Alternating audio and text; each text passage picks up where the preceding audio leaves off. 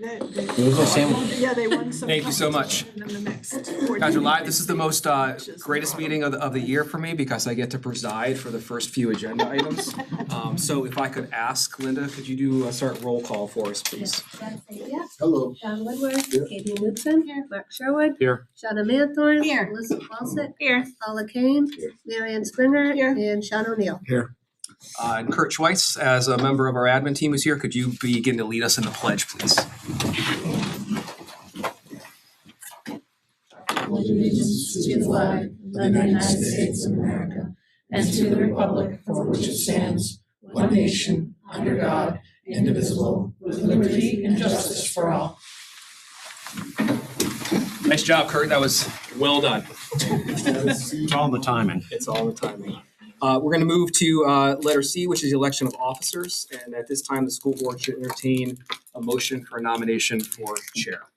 I'd like to make a nomination to nominate Jack Sapia. Is a motion there? Is there a second? Second by Don. Discussion? All about, if there is room for another nomination, I'd like to nominate Katie. Okay. I'll second that. Second from Shauna. Discussion on the board? Yeah, I'd like to actually say that Jack has been one of the steadfast people on this board, gets involved in a lot of different aspects.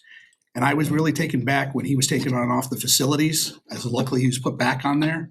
And I think there was a lot of backdoor shenanigans being played personally. Don't want to get into all that unless we do want to get into it.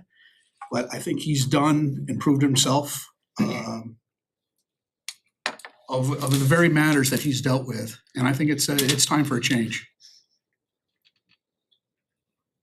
Other discussion? Jack? So every board I've ever sat on, we've always revolved the chair. It's a matter of smart business and good form. Nothing against the work that Katie's done. But this is about professional distancing. All corporations that I've ever worked for understand that. They understand that when you deal with clients and customers. I can tell you, I don't think anyone has questioned my trustworthiness or my ability. I just think it's to have a chair for 4 years in a row. I don't think it's smart business. And I think, quite frankly, I think everybody should take a turn. I think that's always the way any board I've ever sat on. That's how it's happened. I've chaired the Board of Selectmen in Atkinson. And again, these are tough things because I enjoy everyone on the board, including Katie. And I would promote more dialogue. I would promote new business. And I would always have every single member's board's back because the chair represents the board and the board should be engaged in all the decision making. This is representative government at its finest. And any attempt to sway that or to sway a member or not allow them to represent their constituents the way they want, you undermine representative government and it affects the whole board. So I appreciate the vote of confidence, Sean and Dawn, and if you guys see your way to it, love to be the chair. And again, appreciate everything Katie's done over the last 3 years. Mark? I agree, and a lot of what you say resonates, Jack, and Sean as well. And I had the benefit and pleasure of serving on facilities with you, and I know the work that you do in the background work and research, and the seriousness in which you take it. The past several years with Katie as chair has seen a lot of turmoil in this district, in this SAU, with superintendents, et cetera, et cetera. I have had the benefit of working with her as a vice chair and has seen the work that she puts in behind the scenes.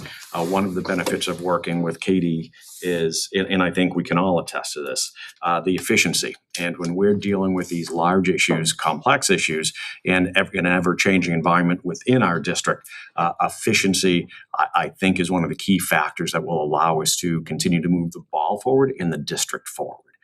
For that reason, I would be comfortable having her, more than comfortable having her be the chair again. Marianne? I think I've seen both Katie and Jack make great contributions to the board, very different styles, and different areas of expertise. As a new board member, I wasn't sure what to expect, and I selfishly would benefit from seeing a different dynamic within the board, and I think Jack would provide that.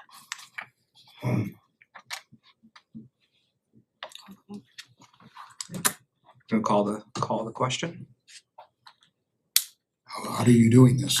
Well, we've got two motions, right? They've both been seconded. The board has had some discussion. Maybe how you wanna proceed is we could either have more discussion, we could get a Silent ballot. That was a joke. That was a joke. I couldn't help myself. That's good. That was a good one.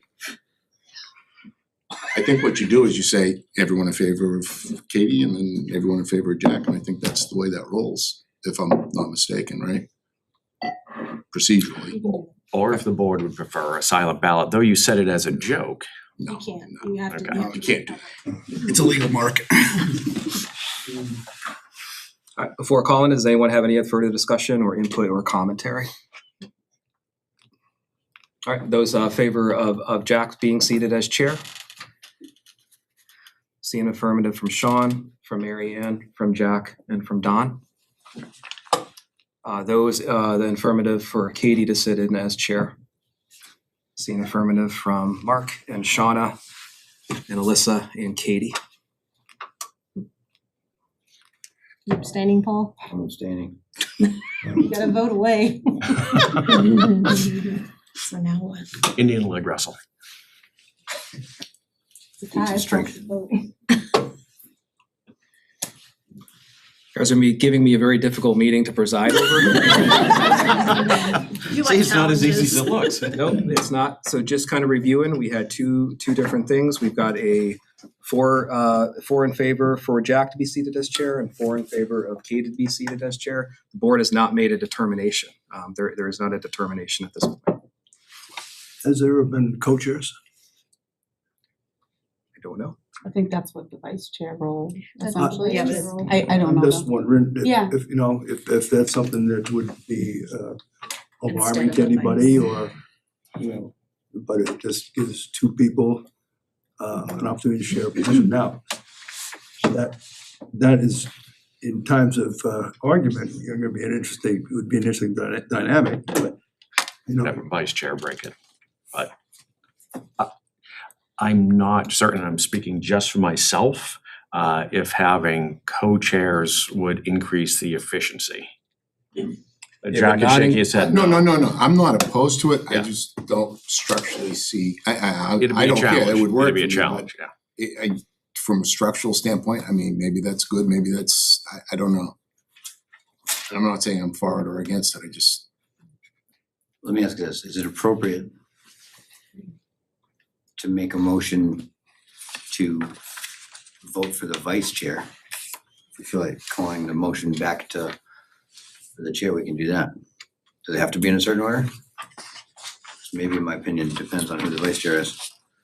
from a procedural standpoint, Paul, I mean, if you don't mind, usually what happens is after you pick the chair then runs the meeting and then runs the rest of the meeting, including voting for the vice chair. Am I right, Mark? I'm Sort of certain. procedural, that's what my question, I Yeah, don't know. That's, I would Procedurally. imagine there's an opportunity, as there always is for the board, to reorganize the order of the agenda, and I would still be presiding over anything that you reordered, but that would need to be, I believe, a vote of the board to do that. I would like to make a motion that we vote for the vice chair. Second. Motion from Paul to move aye before aye. I have a second from Mark. Is that what I heard? Shona. From Shauna? Wow. Sorry, yeah. Aye. Clear your throat. Is there any discussion on that motion before we call it? All right, those in favor? Those opposed? Are there any abstentions on that one? One abstention. Entertain a motion for the school board to look for their vice chair for the I'd like to make a upcoming. motion for Mark Sherwood to be the vice chair. I hear I will a motion second from that. Mark. Second from Katie. Is there any discussion for Mark as the sitting as a vice chair? Just that over the time that I have been chair, it has been good to work with Mark. We've not always seen eye to eye, but that makes a good chair, co-chair, vice chair team. We can agree to disagree, but also, you know, call me out when I'm out of line, call you out when you're out of line, and do what's best for the district. So I'll be voting for Mark. Any further discussion? I've just seen Mark make some decisions that sometimes surprise me, and not in a bad way, just, I think I mean that in a fair way. Well thought out and sort of a glue that a vice chair brings to the whole board. And I've always enjoyed it, like it's just, like if things get a little bit hectic, Mark kind of brings it back to the ground, and I like that. He's a good sounding board. Shauna, did I see discussion from you or no? I was just gonna echo the same sentiments that Katie and Paul shared. Just I've worked with Mark over the years, as just a regular board member and vice chair. I've seen the dynamic of his leadership in some of the subcommittees and even in some interactions with Katie. And I've always felt that Mark has been fair and listens with an open mind often, which is a really great leadership quality. So I would firmly believe that he would be an appropriate vice chair. And Jack? Yeah, even though he voted against me a few minutes ago, Mark is the anchor of the board, and his judgment and his level of morality and self-reflection, I think, is more than admirable. So you get my support, Mark. Any further discussion? All right, those in affirmative for Mark sitting in as vice chair. Those opposed?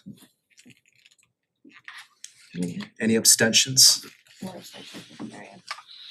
you get all that, Linda? No. Everybody voted in the affirmative? The people on this Sean- side, I I can't know. see what they're doing. Sean was in opposition, So Mary Ann abstained and Sean opposed. Nay. Okay. and that the motion carries. Vice Chair, you can now preside over the meeting. And you will be looking to get a chair for the board, sir. Yeah, thank you, Paul.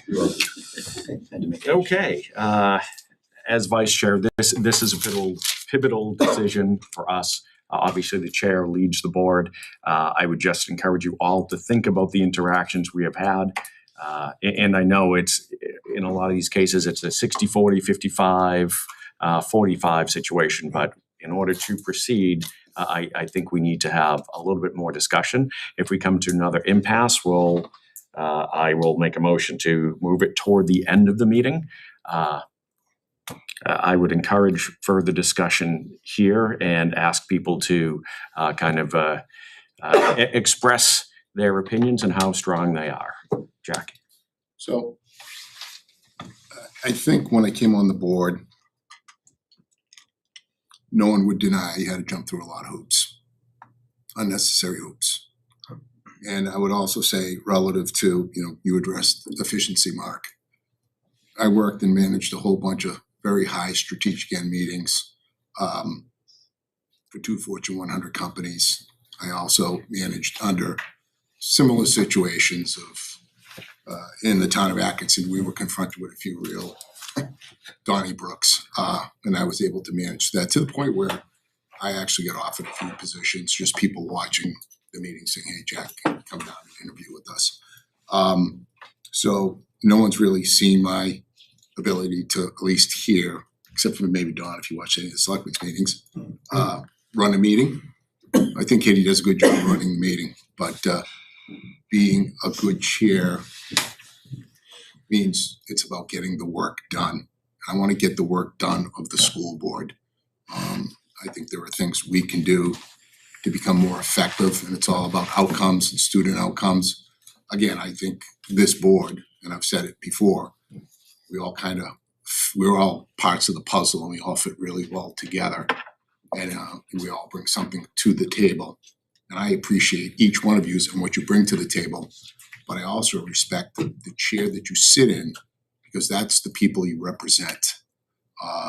And those voices need to be heard. Thanks, Mark. You bet. Brave souls. Anybody else?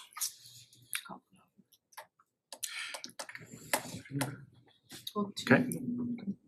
Anybody else? Going once, going twice? In that case, I will ask to call the vote here. There was no nomination. Well, we technically We- never took the two motions off the table. Oh, So thank there's you. still, yeah. Okay, you're right. We So- just moved up the vice chair vote. Forgive me. With that being said, we still have two candidates, Katie and Jack, who are in the running for the chair position. Those will just reverse it and we'll keep on reversing every single time. Those who are in favor of Katie being the chair, please raise your hand or say aye. 1, 2, 3, 4, 5. No need to do that. Okay. All right? One thing Congratulations, everybody Katie. can learn really quick is how to count to 5. Yeah. Thank you. In that case, do you have all that? I did. Okay. Yeah. All right, thank you guys for voting for me. All right, moving on, we've got some appointments that we have to do that we do every single year. Starting with, these are just procedural, but district clerk, so we'll need motions and seconds of this. If you turn to the back of your agenda, under D, it has suggested motions. So we'll do the district clerk first. I'd like to make a motion to nominate Heather Greenfield as district clerk. Second. Motion by Mark, seconded by Shauna. Any discussion? All those in favor? Opposed and abstained, unanimous. Welcome back, Heather. All right, we need a motion for school board recording secretary. Make a motion to nominate Linda Mahoney, if she'll accept, although it looks like she will, as the school board recording secretary. Motion by Shauna, do I have a second? Seconded by Mark. Any discussion? All those in favor? Opposed and abstained? Thanks, Linda. All right, we need a motion for school treasurer. Make a motion to nominate Kelly Beatty as school treasurer. Nope. Oh, Kathy, sorry, Kathy Beatty. Okay, I've got a motion by Shauna for Kathy Beatty for school treasurer. Do I have a second? Second. Oh, second by Mary Ann, heard her first. Any discussion? All those in favor? Opposed and abstain. All right, and then we need a motion for assistant school treasurer. Make a motion to nominate Deborah DeSimone. Simone, thank you, as assistant school treasurer. Motion by Alyssa, do I have a second? Second by Mary Ann. Any discussion? All those in favor? Opposed and abstained. 2 abstentions, Shauna and Mark. All right. That is, and then now we have the E, which is bond. Let's see, we just have to make a motion to bond the school treasurer and assistant school treasurer in accordance with RSA 197:22 and policy DH. So moved by Mary Ann. Do I have a second? Second. Second by Shauna. Any discussion? All those in favor? Opposed and abstain. Alright. Designation of banks. Could I get a, Make a motion to designate TD Bank as the school district bank depository. motion by Shauna? Do I have a second? Second. Second by Alyssa. Any discussion? Yeah. Yep, go ahead. TD Bank, if somebody could provide information as to why we are using them again. I believe I know, but the general public may not. Maria or Lisa, could you guys answer the advantages here for TD Bank or why we're continuing with the same space? The bank has a very strong presence in the governmental banking. They're obviously local, it's the largest bank that we have locally. They have, I will say this because I know as last year, they had about 80% of the municipalities and school districts in the state. I don't know what that is this year, so I can research and let you know, but last year was about 80%. So they're very strong presence in the governmental businesses, so basically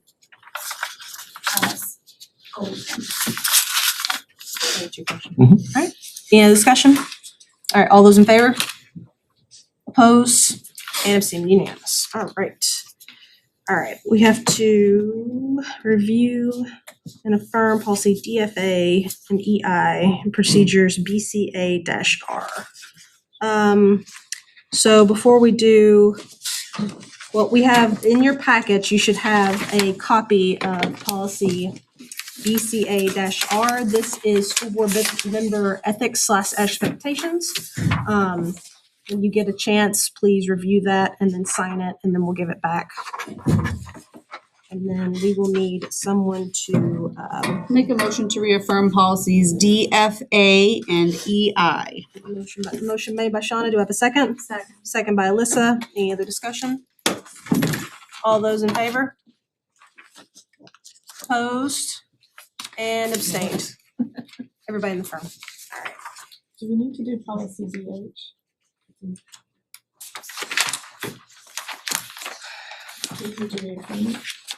Just looking, hold on. Oh, that was part of section E, right? We did, Yeah. I read it with and policy DH. It was already done, Maria. Oh, Yep, but thank you. All right. You say you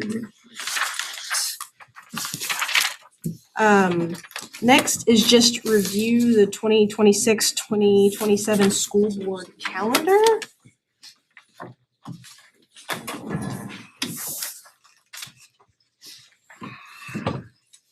Okay, it's gonna be page 12 in your electronic calendar. It's just got all those dates, and we can add or subtract at any point in time, but this is gonna be just the general framework that we're gonna set forth starting today.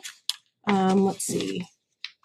Does someone wanna we just need to review, we don't have to affirm this, right? No, we do ask you to approve it, and then we Okay. can always, the board can always vote to change that Okay. down the road. So I just need a motion to approve the Make a motion to approve the school board meeting dates for the 2026-2027 year. Thank you, Shauna. Got a motion from Shauna. Do I have a second?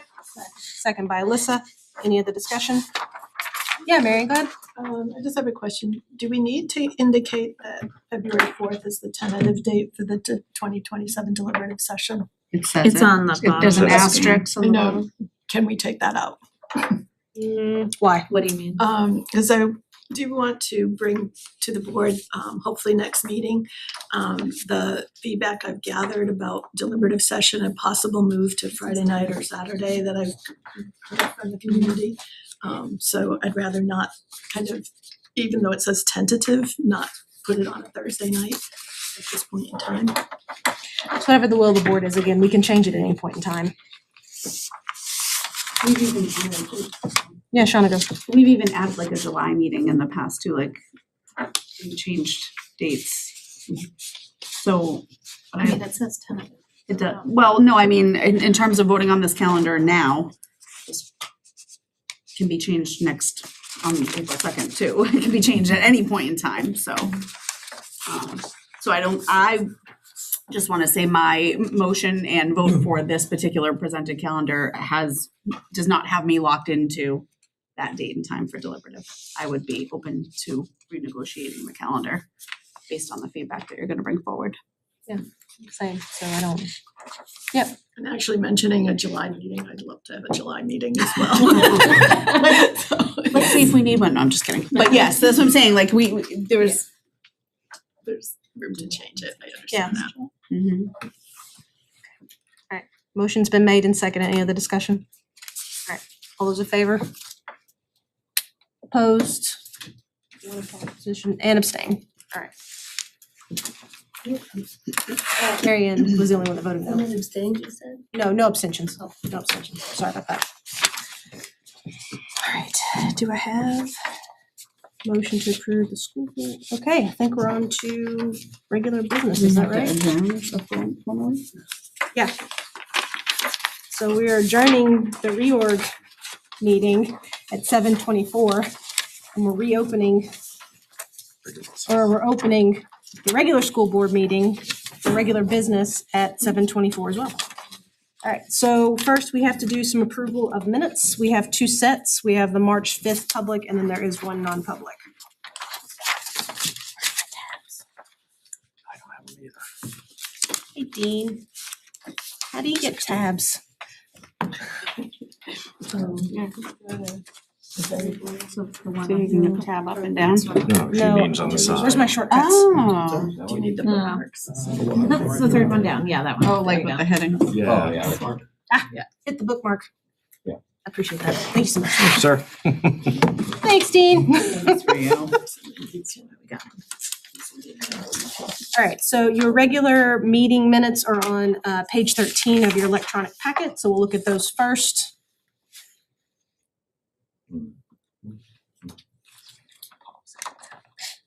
Make a motion to approve the meeting minutes from March 5th, 2026. Motion by Shauna, do I have a Alyssa, do I have a second?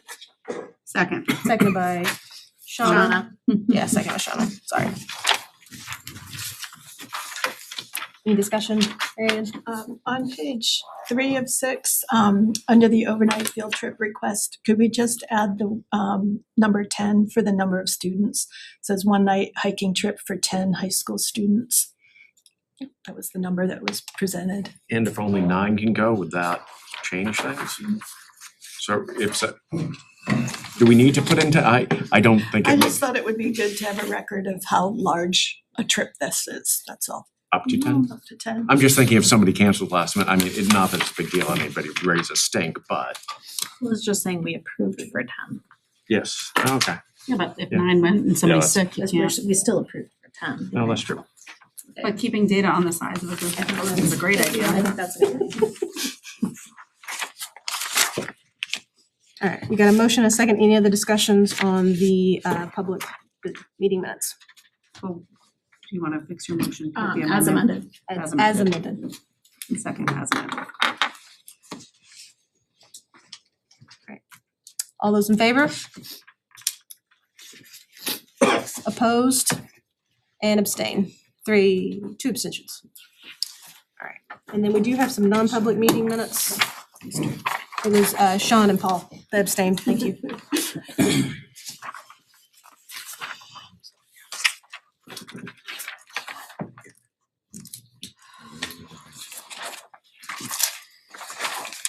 They look long.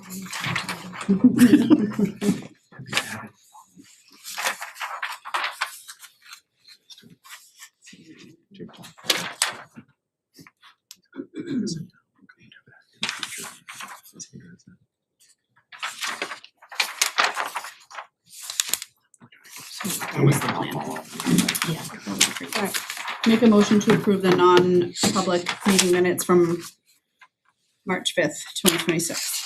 Motion by Shauna, do I have a second? Second. Second by Alyssa. Any discussion? I need a couple more minutes. Nope, no problem, Marion.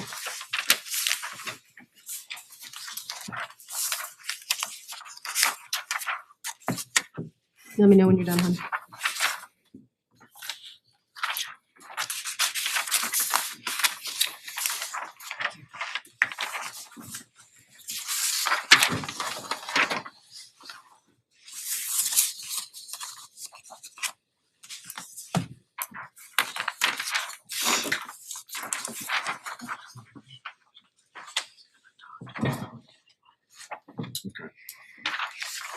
All right, any discussion? Okay, all those in favor? Opposed and abstained. 2 abstentions, it's gonna be Paul and Sean. All right. Do we have any student, staff, and family share? We had a student staff family share scheduled. I'm gonna be happy to bring it down to the next meeting, hopefully in August 2nd or thereafter. We got a student who has earned a gold medal at the New Hampshire Winter Olympics, and also who has had some significant kind of challenges over the course of time. And that student wanted to come and to demonstrate her reading ability to the board. So we're gonna look to reschedule that. They just had some transportation challenges as a family tonight, so we'll get her back here soon. All right, sounds good. All right, well, we do have 2 delegates individuals. Paul, is it Freeman? All right, come on in. Evening, Paul. Not busy, so bear with me. You're good. I went from 3 pages to just this, because I had to do the polite version. But I hope you understand where I'm coming from. Okay, I had the pleasure of experiencing my second deliberative on February 4th, 26. I'm not going to go into the weeds, but let's just say it was interesting to see how the chair and vice chair of the school board supported and contributed to the green shirts agenda, AKA the union. Okay. I'd like to congratulate the green shirts and their followers. You had the numbers and you got what you wanted out of the taxpayers. On that note, I'd like to see if the school board, the green shirts and their supporters really believe in the budget you just shoved up the taxpayer's butthole. This tax system is basically a shared tax burden. On that note, I'd like to believe there is no law that prevents anybody from paying more in taxes. So I'm asking the superintendent and the school board to set up an account or place where the green shirts and their supporters can show their support for this budget that just got voted on. Okay, let's call it the TRSD Tax Burden Support Fund. Because the tax burden for Danville is $4.11 per thousand. Actually, it's a little more because of the warrants. Sandown will be $297, Plastow's $194, Atkins is $175. Okay, this doesn't include the warrants that have been voting on or the increase of the actual budget that day. Okay. I'm suggesting that those of you who support and vote for this budget, support it. Danville has the biggest tax burden. So if you really believe and support this budget, set up and match the tax burden you are imposing on us. Okay? I am also calling on the people who work for the district but don't live in the district, support this budget to share the tax burden also. I will be contacting the SAU on a regular basis and see if you guys support this. Put up or shut up is one of the sayings I wrote down. But there's taxpayers in this district, they're waiting to see. I don't want to hear any excuses. I think it's a good idea. I'm thinking out of the box. Instead of getting pissed off because the tax burden you put on me is unbearable, okay? I have issues. I'm gonna have to make it work because I want to stay here. So please, do you disagree with me? Taxes is a minimum we have to pay. It's a shared tax burden. Okay, so those of you who supported this, share the burden. I'd like to put this in the minutes. Give it to Linda, please. Okay, thank you. And I do. I had a lot of respect for you people and a lot of trust. I've been paying attention for a little over 2 years now. I see the numbers. Math don't lie, people lie. And what I mean by that is, that's a hard statement. I'm not accusing anybody of lying. But numbers can be manipulated. Okay? You guys just voted in a $3 million excess spending bill to the taxpayers. Right? And what I've seen, it's not been in here, just me, I don't want to get into the weeds, but I've lost trust and the respect is just on the edge because I've been watching you all, you're great people. But you gotta pay attention to the burden, okay? And I've never heard one thing about the kids, it gotta be about the kids. This last deliberative was nothing but giving this union, administration, a nice, pretty fat raise, period. 6%, 4%, what happened to 2 and 3%? I worked for 50 years. A model worker, doing the best he can, excelling, 3%. Why did the union get 6%? If I did that where I worked, okay, I would have been fired. Thank you. Sorry, I was getting mad again, and I don't want to do that. It's okay. As I said, I'm trying. It's fine. I'm learning and understanding, and I'm getting upset. Thank you for coming. Thank you. And good luck this year, everybody. Thank you. John Downing.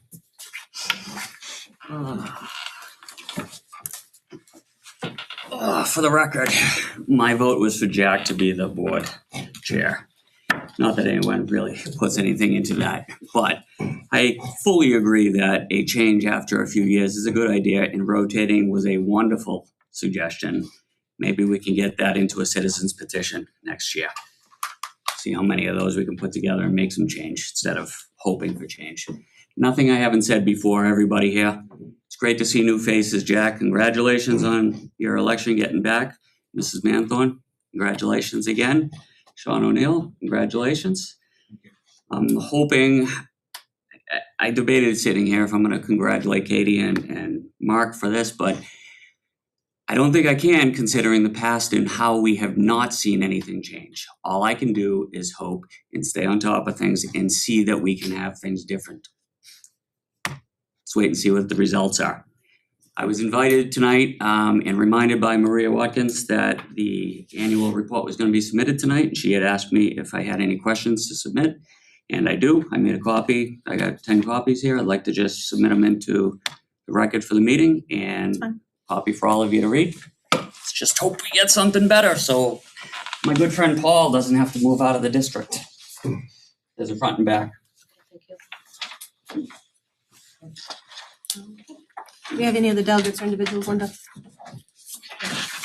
No, okay. Can I get a motion to move the 25 minutes left of delegates individuals to the end of the meeting? So moved. Moved by Jack, do I have a second? Seconded by Mark, any discussion? All those in favor?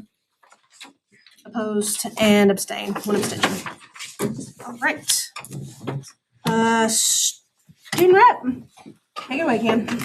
Yes. Congrats to all those who have come back and who just got elected.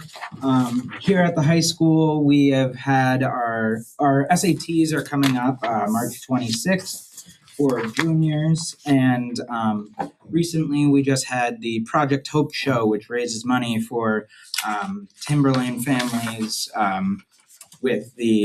who have someone in their family with cancer to donate money to them. And this year they raised $18,000 for this fund. So it's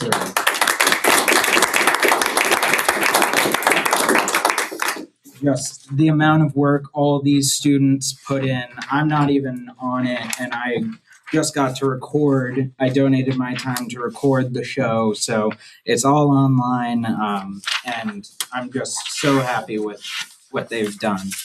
Our junior semi-formal was this past Saturday, as well as the Clark Terry Jazz Festival, which is a jazz festival that Timberlane attends with 4 different performing ensembles: a high school jazz band, a middle school jazz band, jazz choir, and then a jazz combo.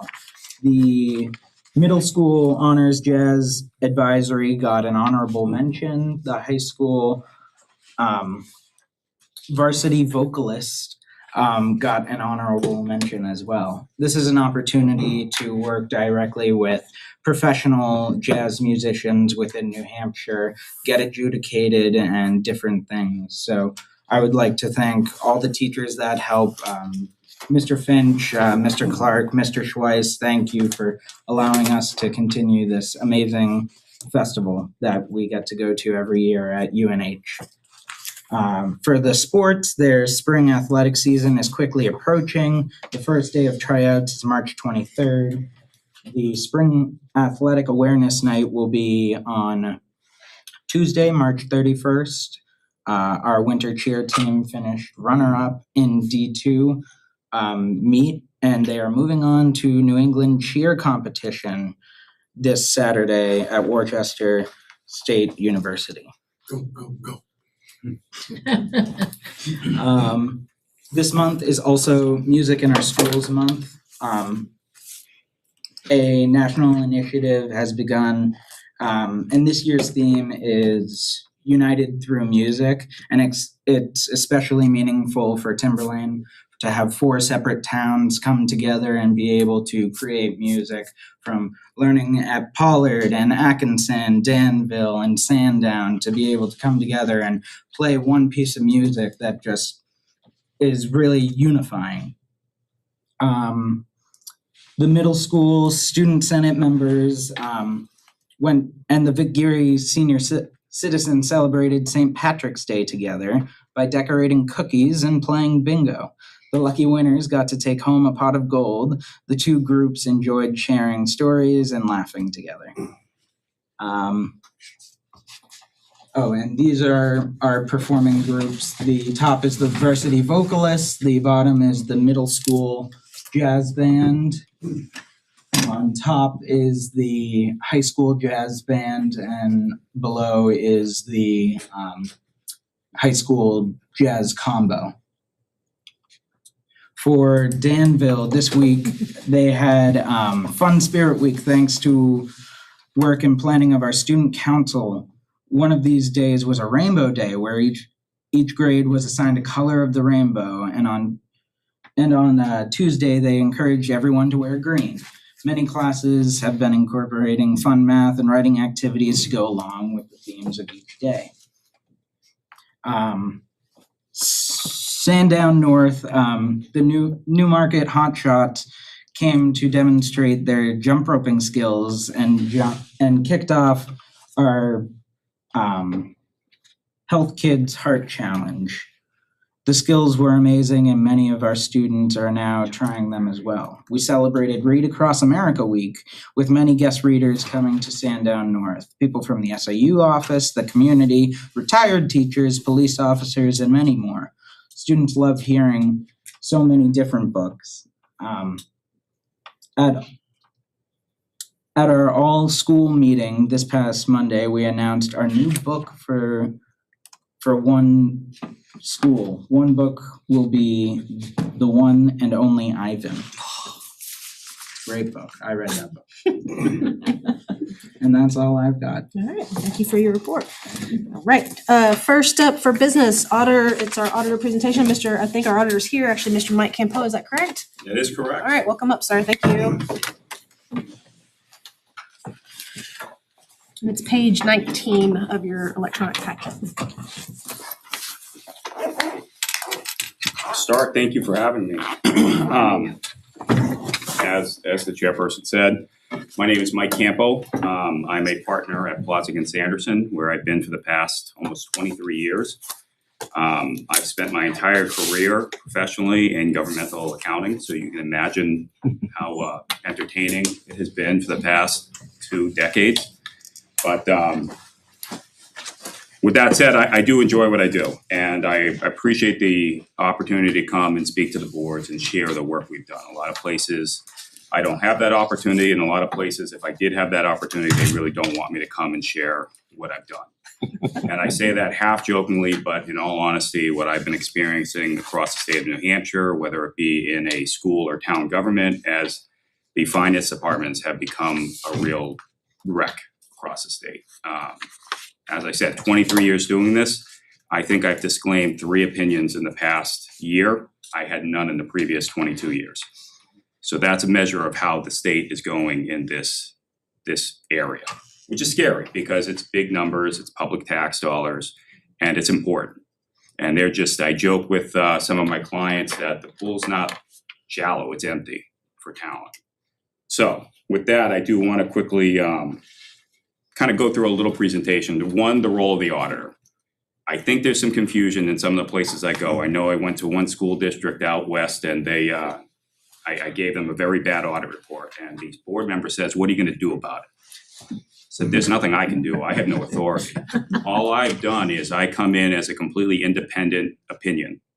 My team and I come in, we follow a certain set of standards, and then we apply audit procedures to the work that's presented in front of us. We do a risk-based approach. So with that, I know in a lot of communities I go to, the governance letter raises concerns and says, "Oh God, we have these risks."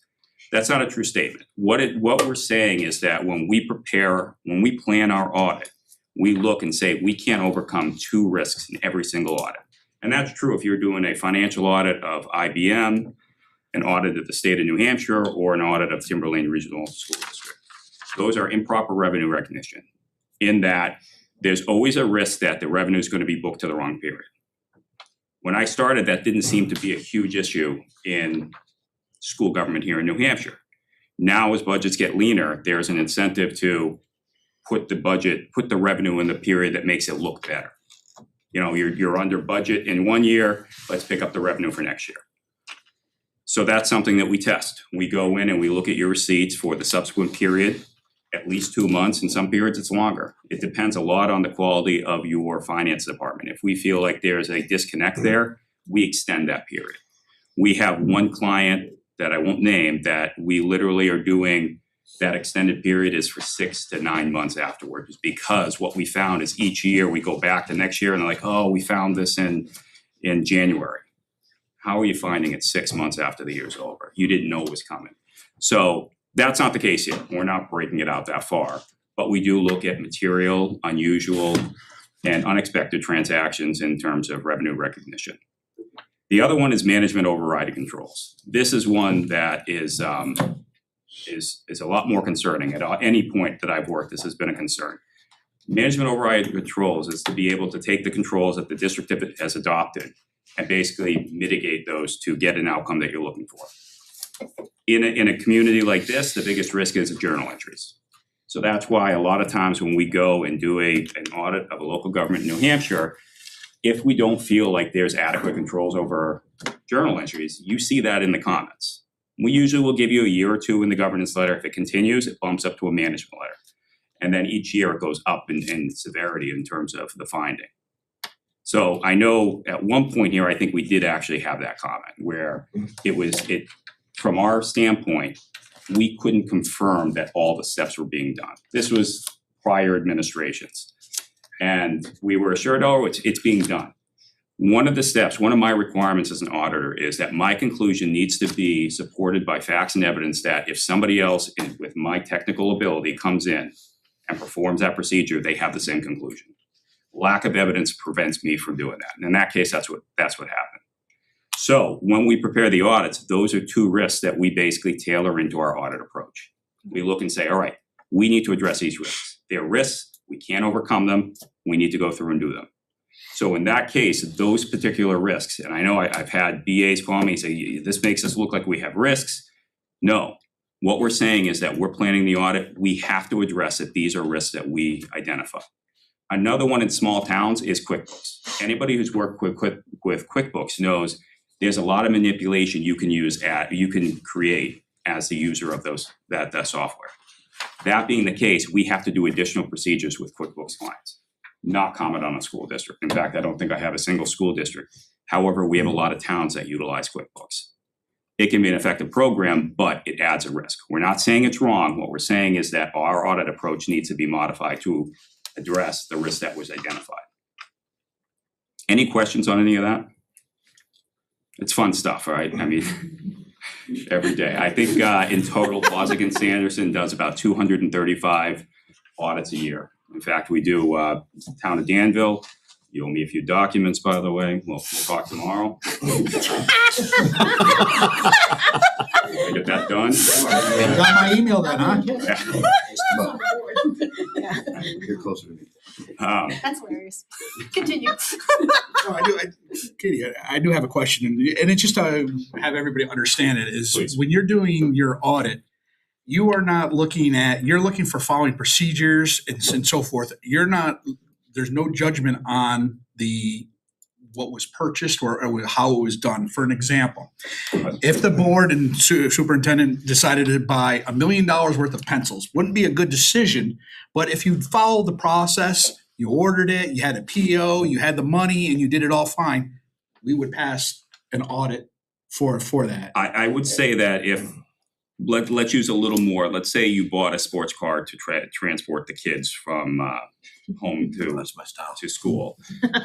We would call that to the attention of the board and to management and say, is this appropriate? So there is some level, you're right, at the end of the day, if you follow policy, there's not much we can have. It doesn't preclude us from clicking into the unusual or unexpected category, where it would at least warrant follow-up.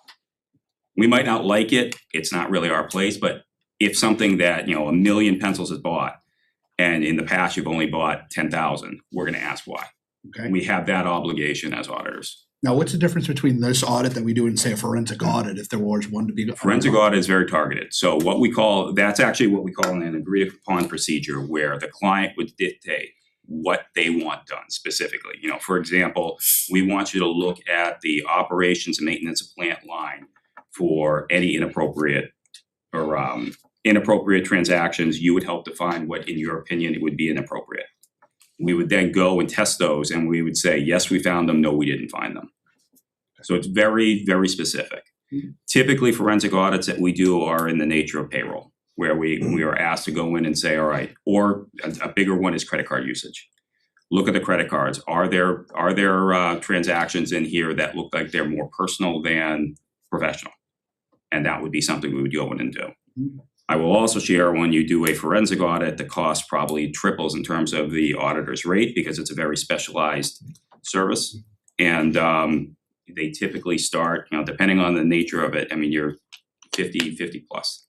I know I had one district at one town that was curious about what it would cost, and We had said at first, we don't have time to do it, but my guess would be 6 figures for what they were looking for, starting. And the problem with those is they typically lead into another one, and you're still in that same arena. Would you peel back the onion? Yeah. Be expected to. Yeah. I know myself, I have that come up a lot because I think forensic audit is just kind of a phrase that people, it kind of piques people's interest, like we're gonna find fraud. It's really a very long process, it's an expensive process. I had one school district where they felt like the food service director was buying food for their side business. And what we did was we had a conversation with the superintendent at the time and said, does this person still work with you? No. Okay. Does this person have the means to pay if they are found guilty? No.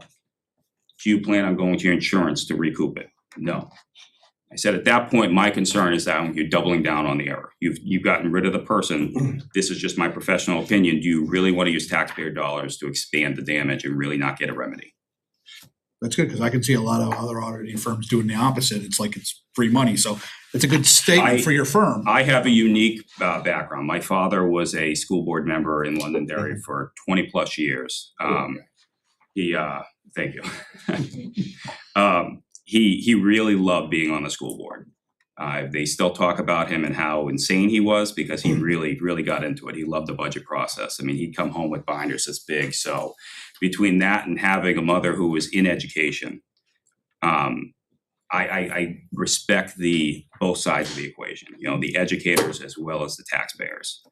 I know in my town, my brother is the finance director in Londonderry, and he says, "Oh, you're not going to like your tax assessment." And I said, "Justin, I'm going to love it. If it went up, it means my equity in the house came up, and I've just earned more on my sale of the house down the line. So I'm good with it." I respect governments. I respect taxpayers, and I think that we play an important role in that process. The reports in front of you, while not the most exciting reading, is something I personally take a lot of pride in. I think that they're relied on and that they're an important feature or factor in the governments. Yes. So you mentioned journal entries and you said something about some here of prior administrations. Last year, we did have in our audit report, there was a page of journal entries. This year, there isn't any. Is it something we should be concerned about or? No, was it a so one-off? this is something our firm is starting to go more towards. A lot of our journal entries end up being reporting entries. And a good example of that is accounts receivable versus intergovernmental receivable. The other ones are anything to do with capital assets. Those are massive numbers going back and forth. They're reporting entries.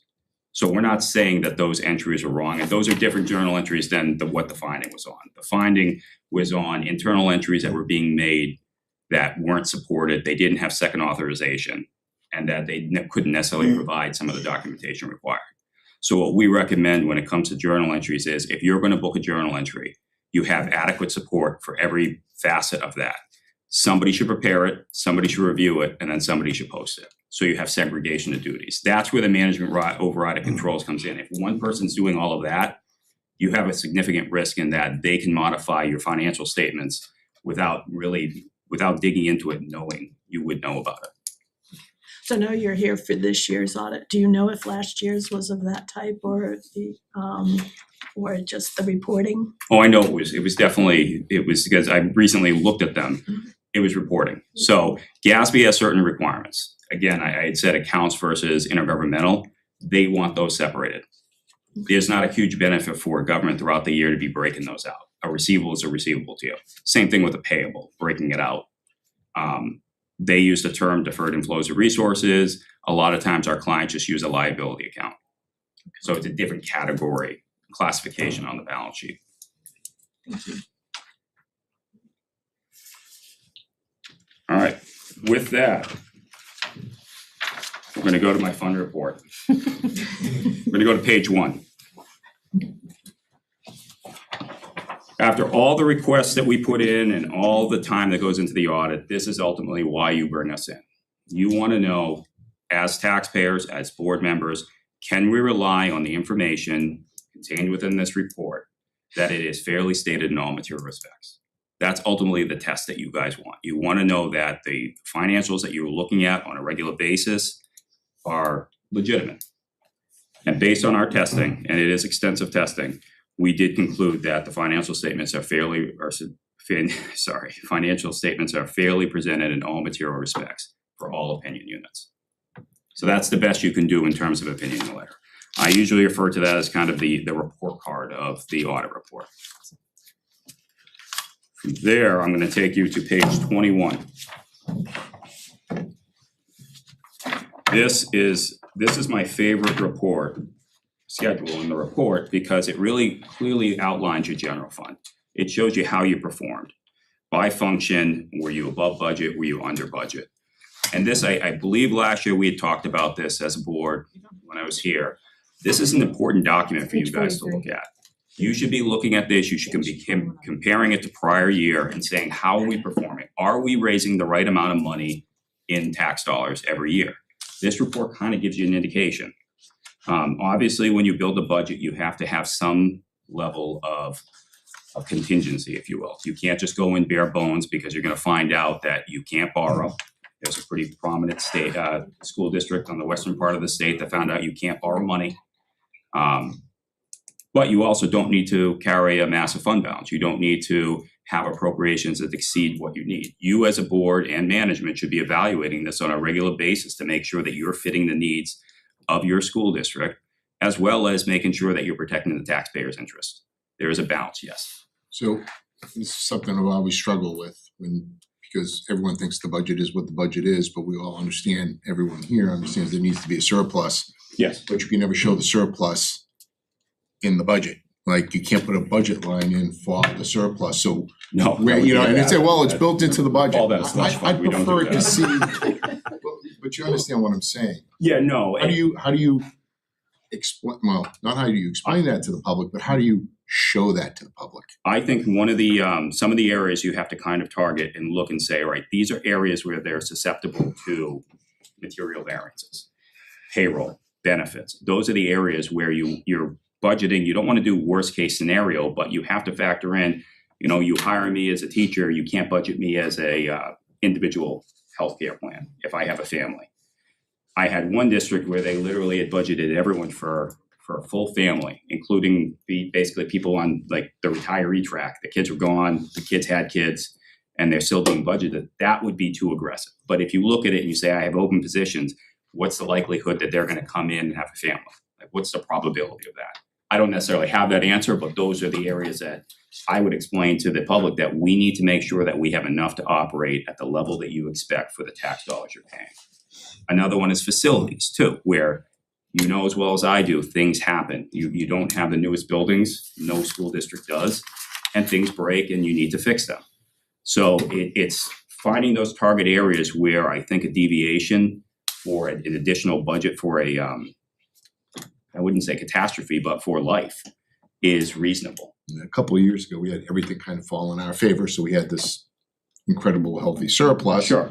Which is an evil word around here, usually that's a good word, but if for some reason it should all fall the other direction, right, we would have possibly been. 100%, and I tell my elected boards, they say, what should our surplus be? It's really what you as the board dictate. It's what you want, but I do recommend that you carry enough that you know you can cover your expenditures as they come due.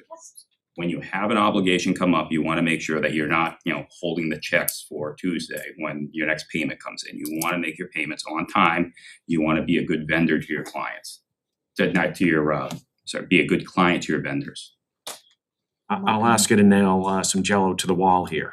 If you had to, on pain, what percentage would be appropriate to cover those variances in personnel, health insurance, roofs collapsing, what have you, from the prior year? This is kind of the edge, and Jack alluded to it, don't know if you know the history. We did have an unexpectedly large surplus, which caused a lot of discontent because of the tax monies that were raised unnecessarily, and a lot of distrust. Understood, and it's difficult for me to say that because I'm not in the district every day. I don't know the operations of it. We get a snapshot of what your district is for one day of the year, and we test that based on the activity throughout the year. I would say look at GFOA's recommendations. I know they do 10 to 15%. is typically theirs. I would talk to similarly composed school districts. Like for you guys, I would say Exeter is probably a comparable school district based on the complexity and the number of communities you're serving. But it is finding that balance. And I mean, part of your decision making is what is the tone of the public? Right. While you can't do bare bones, if the public is saying it's too big, I think you need to listen and evaluate it. It doesn't necessarily mean you have to make the changes they're asking, but I think that you need to at least look and say, all right, is there room for change here? What percentage, so you had said 10 to 15%. That's, I believe, what GFOA recommends. So what would be too low in general, not in our specific situation, because again, I realize you don't know it in its entirety, but in a hypothetical situation, a school district that is not formed yet, what percentage would you recommend being the lowest that you would be comfortable with? I probably wouldn't go in the 4 or 5 range. Would not? Would not, no. I think that's probably the basement of where you don't want to be retaining that, or you want to have enough. Yep. You've got big bills coming, so you want to make sure you can pay them as they come due. Okay, fantastic, thank you. I believe that's actually New Hampshire DRA's recommendation of 5% is the low end. Yeah. And 17% is the high end. 17% on your budget would be a very big number. And that would apply to all the towns as well. Yeah. Thank you. All right, so that is, as you can see, you did see a substantial decrease in the fund balance, which is triggered by the $16 million use of fund balance to offset taxes this year. Another thing to consider with your tax rate or what you're retaining is the tax rate. I know especially after COVID, we had some districts that did not have the retention of fund balance policy, and they were returning large amounts of fund balance to the taxpayers. And what happened to their tax rate is you had the valley, then you had the peak. Even though the peak brought it back up to where it was 2 years ago, they dealt with a lot of angry taxpayers because, as you know, as you start to mess with the tax rate, people's mortgages change if they have escrowing. And that's something that, again, as a board, it's a factor you guys should be considering is how do we stabilize that tax rate the best we can? If you're looking to bring it down, it's really tough to do it in 1 year because a lot of times there's going to be a retraction the following year. So it really is like a 5-year plan to bring it down to a reasonable fund balance.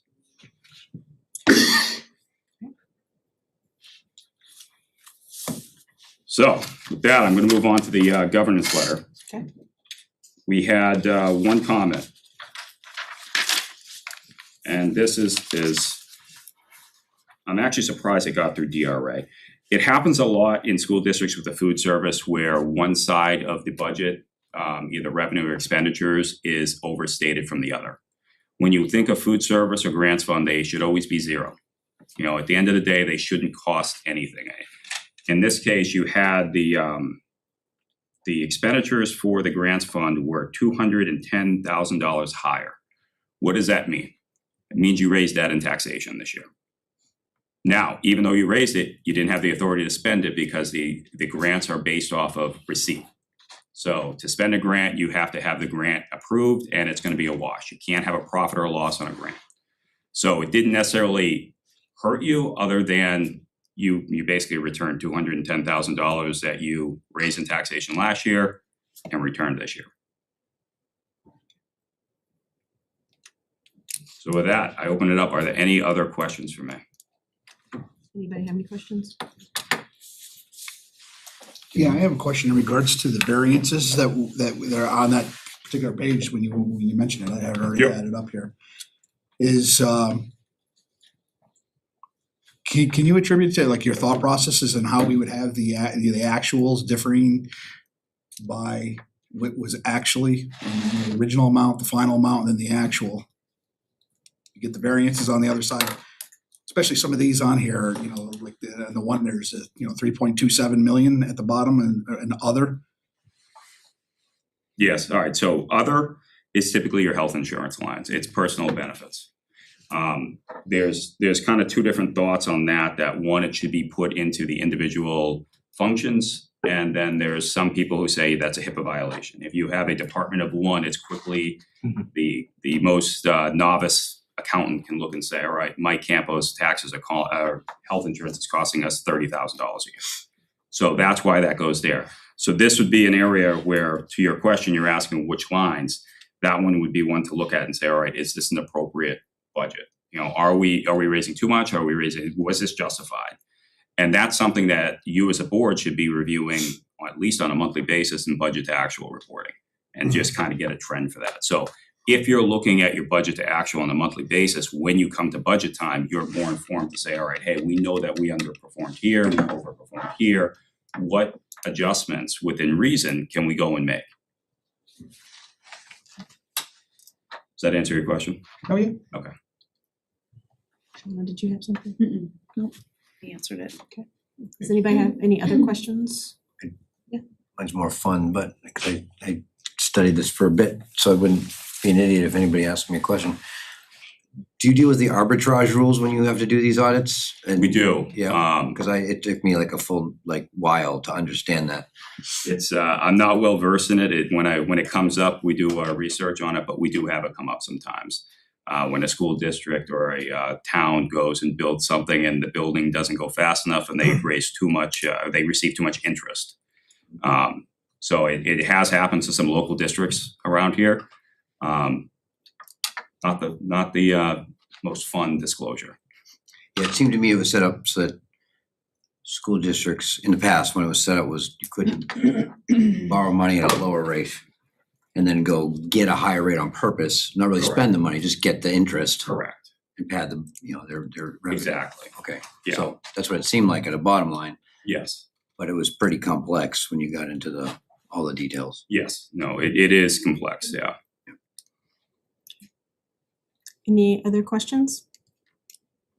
All right, Can I close just with one quick go one? ahead. Mike, you had mentioned at the beginning about how seldom you come to public meetings and present reports. Could you give us an indication about how many times you'll do that this year for clients, or what percentage of your I clients? can tell you this week, this 2 weeks, I've got 4 of these meetings. So Oh, goodness. I'm personally responsible for, I think, 115 audits. So for me to make it to every single one, keep in mind, a lot of them are SAUs. So I kind of check a few boxes in one. However, SAU 39 likes me to go to each meeting. So that's where I'll be next Thursday night and Tuesday night. Dear God. Yeah, it's fun. When I first started, they used to have me come and they would just do a vote to accept the audit. And they're like, you're all set, you have to go. You can go now. I'm like, been here 2 hours, that's not even to talk.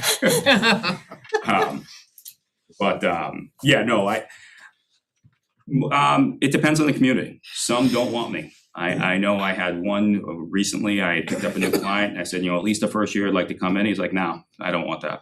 I said, okay, no problem. I've also started to offer to some clients a non-quorum meeting with board members and members of management where we could go into a review of the audit. I think one of the challenges I see with board members is they don't necessarily know the accounting and the auditing all that well. So it kind of takes away the fear of being embarrassed for asking a question that you maybe aren't familiar with. I think it kind of more of a workshop session that we can kind of go into the details of the audit process more. Yep, Jack. Thank you for coming. I think this is, it's good for the board, but I think it's better for the public to hear this. And this is what the public needs to hear on an annual basis, in my opinion. I can't imagine doing the work that you do, so thank you very much. Thank you. And I mean, coming to a place like this is a pleasure. As I said, the clientele has, it's not as strong as it once was. And I think, in talking with, it's funny, I feel like I'm one of the younger people in the industry, and it turns out the younger people in my office don't agree. And my kids don't either. But when I started, I felt like there was a lot more people in these positions, these finance positions, who cared. And I think that was important. I've got one guy, Steve Halloran, up in town of Plainfield. He's been doing it longer than I've been doing this. And I'm scared to death of what comes in after him because he's a member of the community. He takes a lot of pride in the fact that the people in his community rely on his work. And when he's done, I don't know, Plainfield, New Hampshire, who are you going to find? Maybe somebody who worked at a bank once, but you guys I think you have a very strong and talented business group here. And I can't say that, as I've said, I mean, 4 or 5 disclaimers in the past 2 years is an obscene amount. And I just had one of my people say, hey, I think we gotta disclaim this one too. So they're just stacking up. And they're just, a lot of communities are relying on consultants to come in and do the work. And the fact is the consultants, there's not enough hours in the day for them to get everything done. Because there's only like 3 or 4 of them out there. So you hats off to the management here. We are able to get the information when we need it. It's accurate. I mean, there's sometimes we'll get the information quickly and it's we're like, what are we looking at? This is not what we asked for. It's well supported. So I mean, to you guys as a board, you've got a good team here, and my recommendation is to work with them. To your public, obviously you can't give the public everything they want. I mean, I know in my town we would like to pay no taxes and get the best services we can. We've been assured, as I said, my brother is the finance director there, and he said, Mike, we can't do it. Do you But, trust your brother though? But you guys have a good team here, and it's a pleasure to come here each year. And like I said, the past few years, being able to come here and talk to you guys, I do appreciate it. And just to let the board know, Mike's been also available for us to answer questions that have come in from the public. And based on this presentation, we may have more questions come in or even before the presentation. And I'm confident Mike will continue to engage with us and will be able to respond appropriately to all those questions. Well, thank you. Thank you so much for No coming. problem. Thank you. Thank you. Thank you. Maria, good job, you and your team. Thank you so much. It's fine. I always be complying with the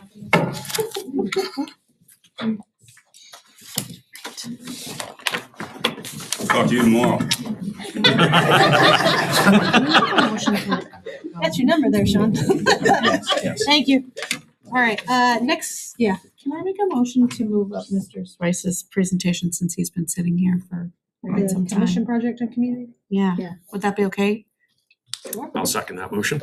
All right, motion made to move agenda item 3 up to next by Shauna, seconded by Mark. Any discussion? All those in favor? Opposed and abstain. All right. Because I know he has bus duty tomorrow at 7 a.m. So this is gonna be He the waves to me every morning. This is gonna be the commissioning project and community event. Yeah, Good evening. Good evening. Thank you so much. Yeah, this is informational, but it's a project that we've been working on since the beginning of the year, and we're finally at the point to really kind of share out the work we've been doing on a really special opportunity for our music students and for our community.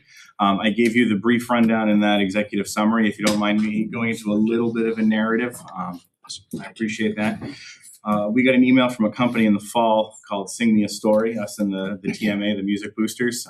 This is a specific company that finds a regional child who's critically ill and then asks them to write and illustrate their own story. They then give that story to a composer who turns that story into a piece of music, and then that piece of music is given to a school district to then perform that. And that's the important part for us, is because the opportunity for our students is to world premiere a piece of music that was essentially written for them, which is really exciting. Not something I've ever done. I'm glad that I get to give that opportunity to our kids. So the child that Sing Me a Story found, his name's Lucas. He's from Manchester. He has a neuroblastoma. He's had a long medical journey. He's 6 years old. His brother's 10, Camden. Part of his medical journey included and still includes a lot of blood transfusions. So what we decided to do, in addition to the premiere, which is Wednesday, May 20th, we connected with the Red Cross, and we've set up a blood drive to occur concurrently with the performance. So from 2:30 to 7 p.m. in the high school cafeteria, there's going to be a blood drive.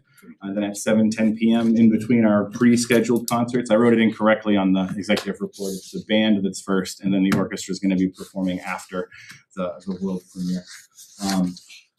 So the other cool part about that is the company actually asked me for recommendations for a composer. The best composer I know is Dr. Andrew Boyson at the University of New Hampshire, a world famous composer. He's, as you can understand, incredibly busy, but he had just graduated. Mr. Thomas Salyers, a 20-year veteran from the Air Force Band, with a master's degree in composition, and I happened to have hired him last summer to be our trumpet private instructor. So he's someone that was coming into the school every week, knew the abilities of our kids, knew the students, and then we're not only able to world premiere a piece of music, but essentially it was written for our kids.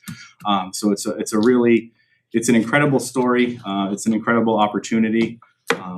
Like I said, that world premiere is going to be at 7:10 p.m. Wednesday, May 20th. I have the score right here. It's going to be a lot of fun. The kids are getting the music as we speak because they just finished up their Music in Our Schools Month concerts. So we can renew our work on this music and bring the community together. So I'm just really excited. Just wanted to share that update with you guys. And I appreciate the opportunity to do so. Awesome. Mary Ann and Jack. Is there any charge for the performance? I did forget to mention that. Since it was brought to both me and the boosters, I did ask the boosters if this was something that they could fit the bill for. And what they did is they did fundraising specifically for commissioning. So this project was fully paid for by the Timberlane Music Association, but not only that, they were able to generate extra money through the fundraising for commissioning, where we're actually going to have a jazz piece commissioned and performed this year as well. And there's money in that account to continue to be able to provide this opportunity for our kids down the road. Because this is written for some high school kids. Jazz is just for jazz band. I'm looking in the future at doing pieces for elementary music, middle school music, orchestra, band, chorus. There's a lot of good that we can do, getting more high quality music into our library, other libraries, and provide the opportunity for our kids. Okay. Actually, are you going to charge admission? Oh, sorry. No, that's okay. I saw the other parts. No, free and And I open to the appreciate public. that. Okay. And are you going to have a place for donations to this nonprofit that people might want to make if they come to the performance? I did plan on having 2 donation opportunities in the lobby. I like the idea of forcing me a story. But my plan was to continue the commissioning project through the Timberlane Music Association. And then also the parents of Lucas have worked with a lot of medical companies sort of trying to push forward research into the specific conditions that he suffers from. So I was going to ask them to choose one of those and also have a collection point for that as well. Okay, great. Thank you. Jack? You don't disappoint ever whenever you walk in here, whether it's the uniforms, but I think this is such a great thing, and I love the way you intermingle the charities and the needs and along with music. I can't tell you how proud I am of you in the department. Across Merrimack Valley chapter, which included the southern New Hampshire towns. And I want to give them a small plug here. Besides the blood donations, they are still reuniting Holocaust victims with their families. They show up to all the fires and things like that to help those in need. And about 99% of their donations go directly to the people that need it. It's not administratively top heavy. But again, I love what you're doing here. I think it sends a loud and clear message to students about volunteerism and the need to support those in need. And the way you incorporate it all, I think is fantastic. So damn proud of you. Appreciate it. Real fast, thank you. Thank you for what you do. Thank you for going above and beyond any reasonable expectation as to what your role is. Thank you for the echoes of positivity you're creating in the community, the opportunities for our students to experience things that, quite frankly, I don't know any other public school that offers that. And it doesn't happen by mistake. It happens through hard work and vision. Thank you. Any other comments? Right. Thank you. Yeah, I'm Sean. gonna say I echo a lot of the same sentiment in here. You've done a great job, and that's why several years ago I was one of the people that appointed you into the position you're in. Well deserved. Appreciate it. And it's nice to see that it was a sound decision. Have a good evening. Thank you so much. Thank you. Hi, Karen. All right, next up is election results. Justin? Yeah, you've got election results in front of you. Really 2 pieces that are there. You've got the most recent past election here in March in terms of the 18 warrants there. You can see the vote tallies there in front of you. Then we've also provided a supplemental document budget going back to the year 2010. You can see where the voters in the towns individually and as a collective whole as a district came in and what the voted budget was dating back to 2010 or whether the district was in default at that time. You can see the proposed numbers. So a really good starting place as a 30,000 foot view about the district over the last 15 to 16 years. It's just informational for you at this point. Anybody have any questions comments, concerns about the election results? Okay. Moving on, I believe we have a DC overnight field trip request. Mr. Pepsin? Good evening. So I come to you requesting a overnight trip for the April break of 2027. This is the same trip that the current eighth graders are doing to Washington DC this April break. We're just trying to plan for that next trip in 2027. So it's going to be a very similar trip to the one that's happening this April. The costs have not been finalized, but we're approximating, I think in your packet, it's around $1,300. I believe that the latest update is like approximately $1,500.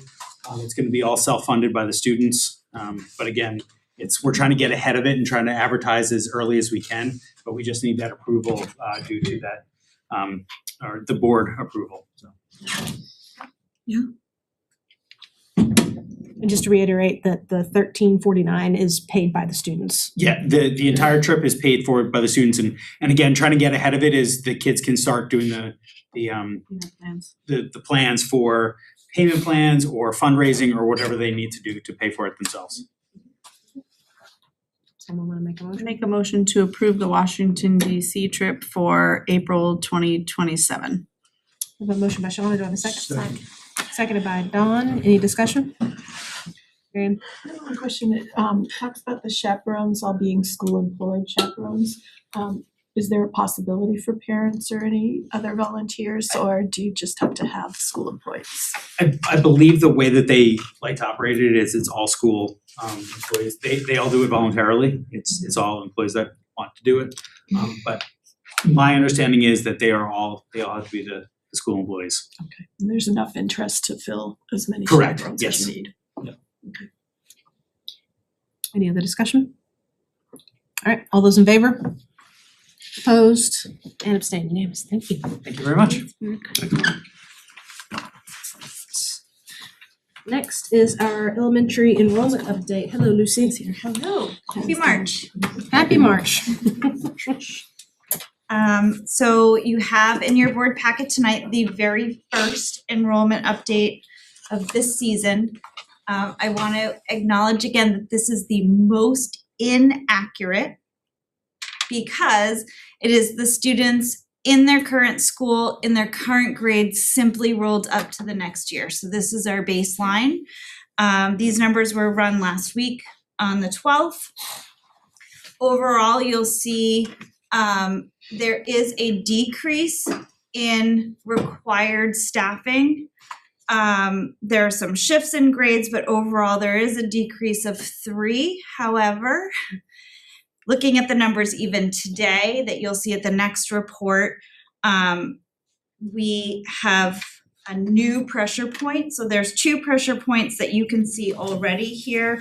You're looking at grade 1 in Atkinson and grade 3 at Danville. You'll see those are at capacity based on these numbers right now. We also have 2 additional notable spaces. That is grade 2 at Danville and grade 5 at Sandown North that are not at capacity, but we're within 2 students to getting to capacity. So obviously, each enrollment report will give you more accurate information as we learn about withdrawals and we learn about new enrollment. I can tell you that looking at the numbers today, we have a change to 6 grade levels already within that week, up or down. So next time we come, we also are hoping, or I am also hoping to have for you changes in placement based on school choice requests and specialized programming requests that may require a student to move from school to school. But as we know, these reports are going to change every single time. Okay. This is 1 through 5. Any questions on 1 through 5 right now? Anybody have any questions? I will also bring for you kindergarten. Kindergarten has only been open since Friday, but we are more than 50% full already.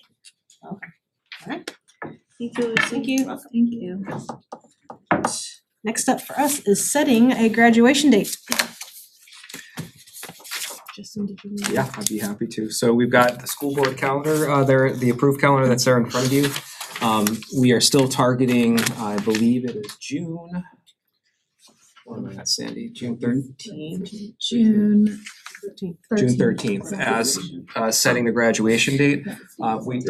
We'd like to be able to set that now because then we can start moving toward all of the things that need to happen to kind of build back from that date. If we experience more weather or if there's more in terms of disruptions to the school day, we can always come back and revisit that decision.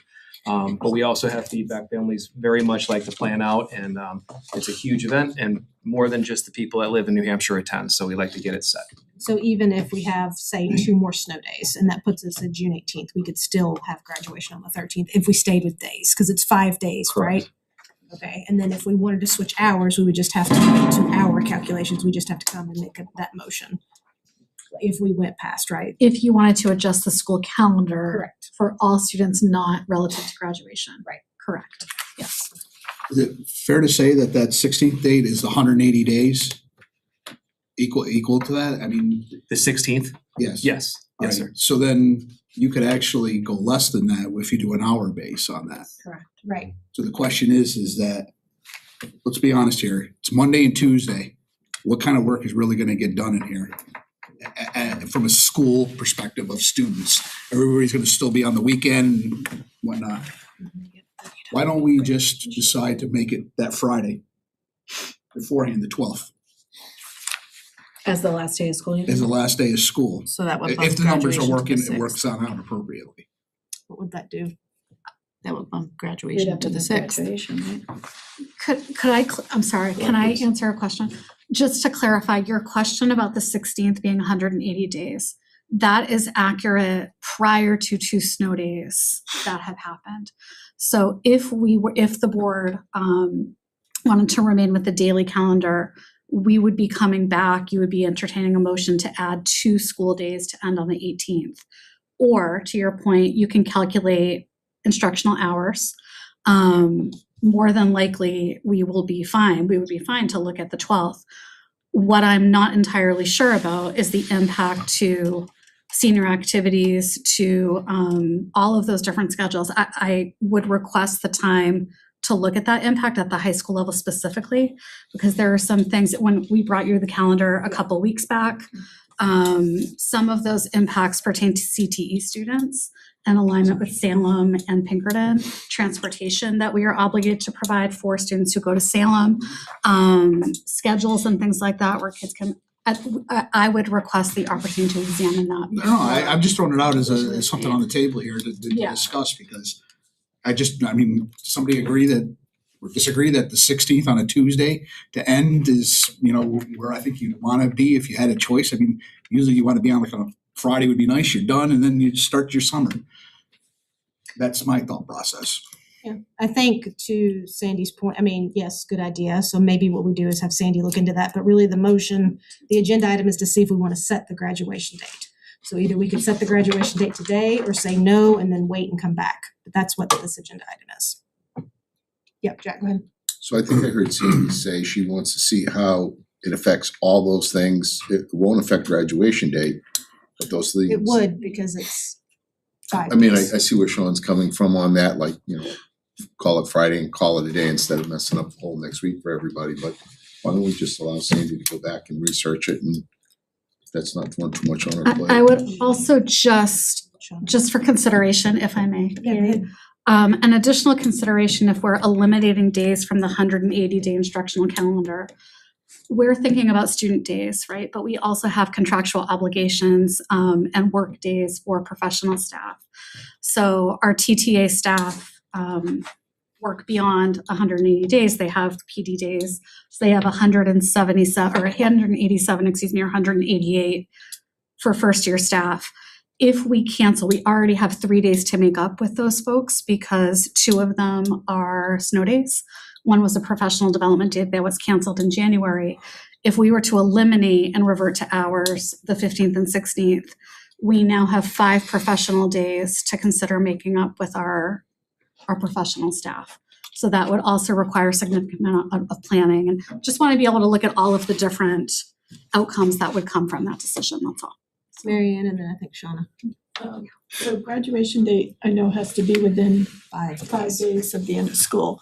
Can it be after the last day of school? Yes. No. No. Yeah. There, Yeah. it does not have to be 5 days prior. It can't In be this more than district, we 5 have days always prior. graduated our students prior to the final day of school. It can be on the last day of school, so. And then Mark.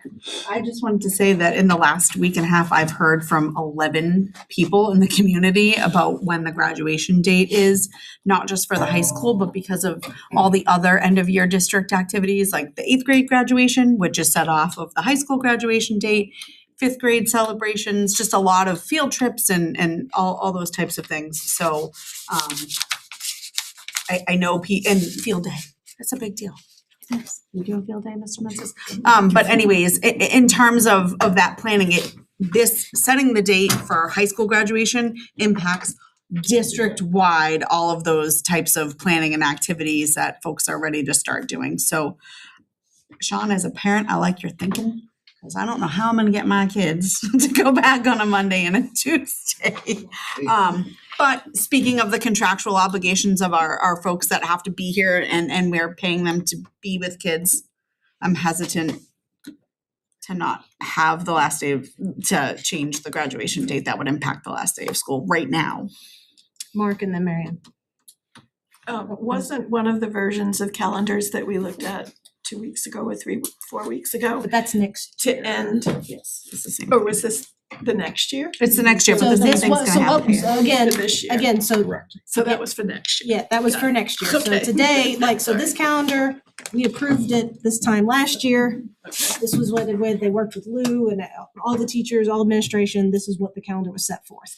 So we just need to figure out, do we want to set graduation for June 13th? I think it's a good idea. People want to plan, we got other things going on, but it's the will of the board. Because we did have a lot of considerations as to ending, whether we ended on a Monday or a Tuesday or a Friday. I don't think opening that can of worms at this point is a good idea. Agreed. I'll make the motion to officially have June 13th as our graduation date for this year. Second. All right, motion by Mark, seconded by Shauna. Any other discussion? I'm gonna be abstaining on this because, well, actually putting it in nay because I would like to hear back from you on that if it's a possibility. Unless, I don't mind supporting it as a contingency that Ms. Allaire comes back and gives us an update and then we can readjust it. Would you come back? Happy to bring, yeah, absolutely. All right, any other discussion? All right, all those in favor? Opposed and abstained. All right, unanimous. All right, Thank you. great. Next is our budget to actual report. No, Maria. Thank you so much, Dean, for getting the slide.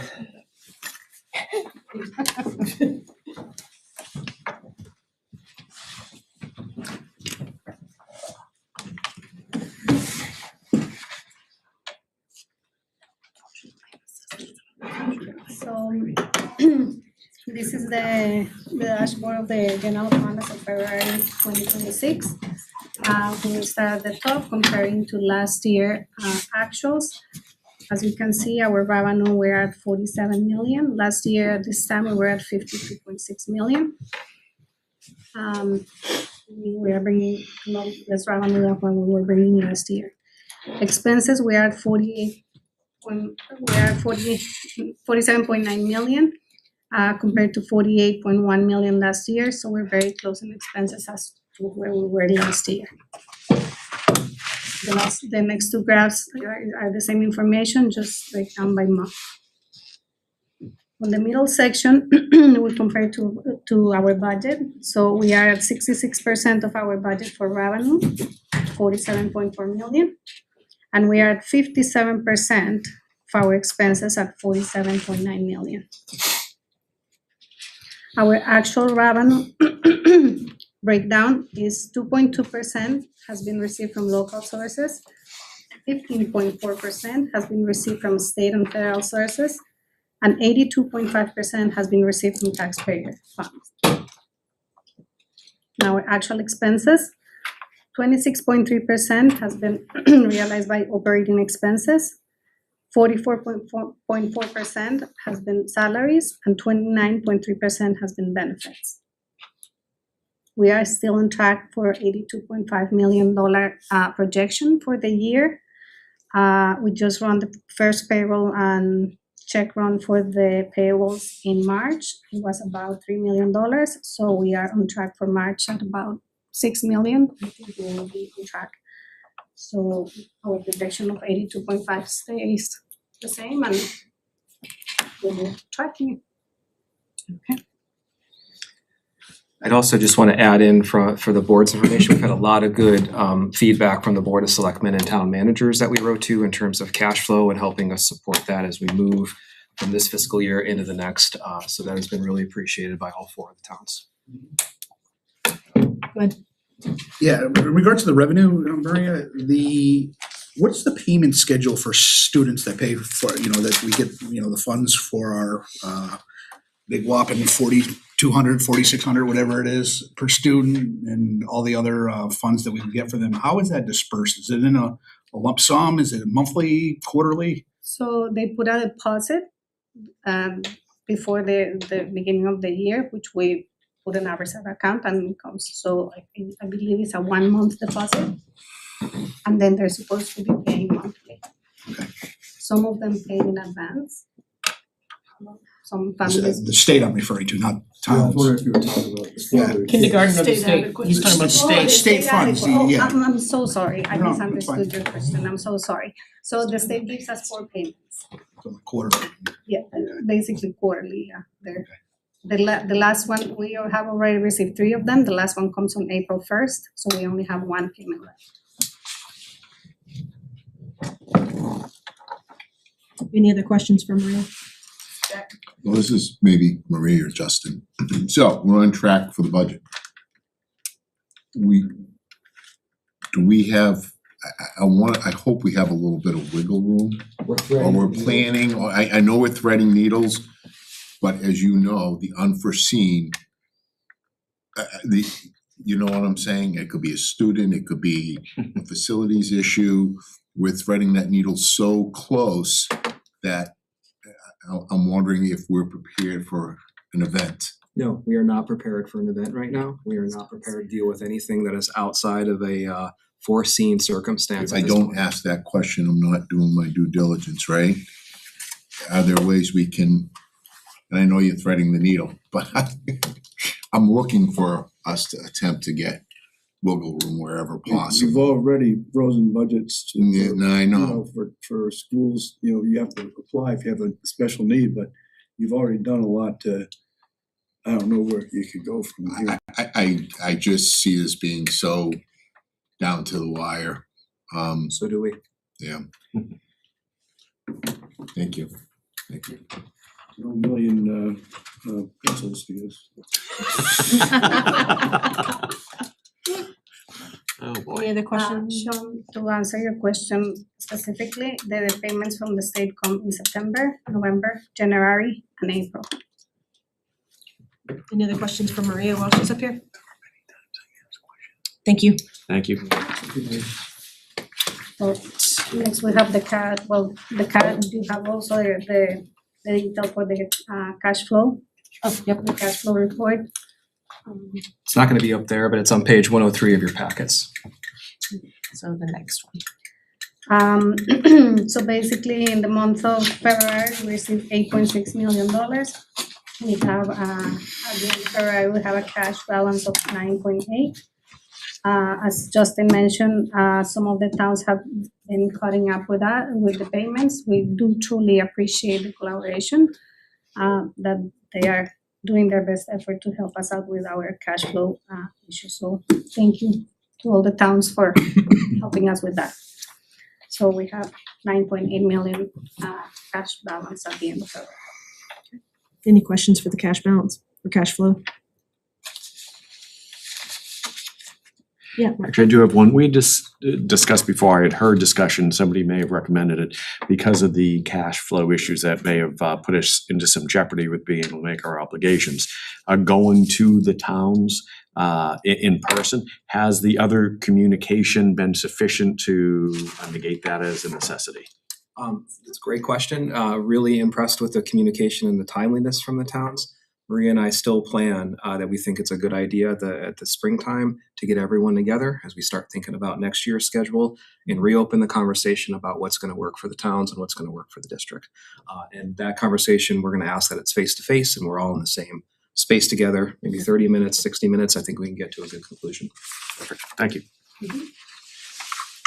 Thank you, Maria.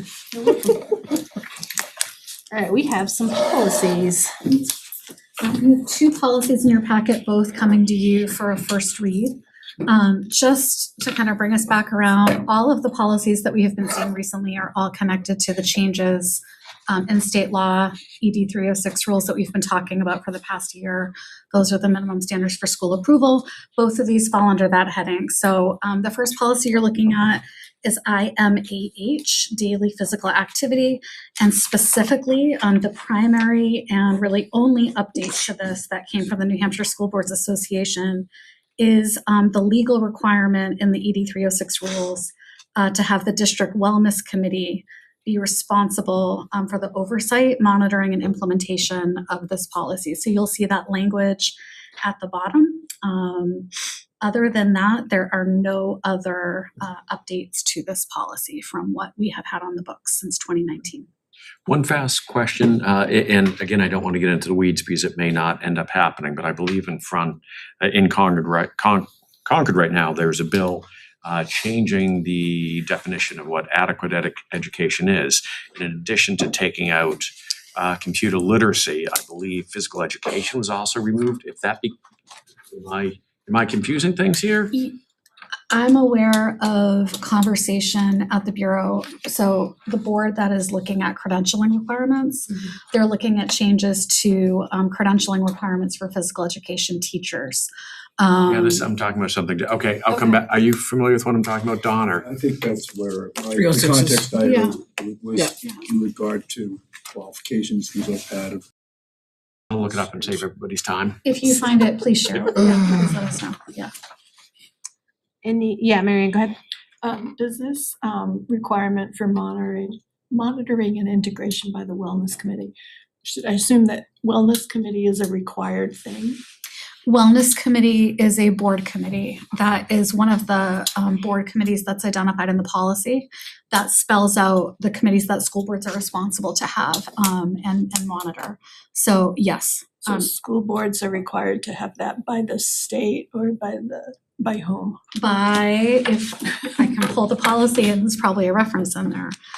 So let me answer you. There is a school board policy that you have on the books that identifies all of your board committees. Those, I believe, also come from, I'm just not confident if it's the ED 306 rules, but I believe it is coming, it's codified in state law, I believe, but I will verify that. I don't want to misstate and be wrong about that. And do we anticipate meeting this requirement to cost any additional time and resources on the district? So we, right now, our wellness committee, beyond board members and administrators, if we have staff who serve in the buildings or who work in our buildings, and the meetings are after contractual hours, which they are, by contract, we compensate them hourly. Those terms are identified in the bargaining agreements. So for TTA staff, there's a set hourly payment that comes from a pool of money that's budgeted annually. It's $50,000. That amount, that sum is identified in the TTA contract. It's something that's carried over every year on the professional learning lines. We monitor that. I don't anticipate that this is going to cause us to go over that. And if we have para-educators who serve by their contract, they're paid at their hourly rate. Similarly, we have a line in the budget that we budget, it's contractual obligation that we budget for annually, So it does all cost So yes, money. there's a cost. There's a cost. There is a cost, yeah. For the committees to meet. Yeah. Those categories of staff serve on the committees, yes. Okay. Yeah, Paul. So the part in red about the wellness committee, that's a state requirement or that's a board, like the NHSBA recommendation? What is that? The new requirement that committee should be charged with the oversight That is that is coming from the ED 306 rules that were passed by the State Board of Ed. Those revisions that we've been talking about, changes to high school graduation credits and things like that, they also made some changes pursuant to school governance and requirements in those areas. That's where that is coming from. It just, maybe other ones are worded like this, it just strikes me as interesting because if I think of, if we have a wellness committee. And there's committees that advise and there's a board that essentially charged with making sure that Justin is a team that implements direction and follows all the rules. Policy and law. So how is that committee gonna monitor the implementation of this policy? That's not their job. I mean, they can ask you, are you doing this? Yep, I'm doing that. I'm like, all right. So Disconnect.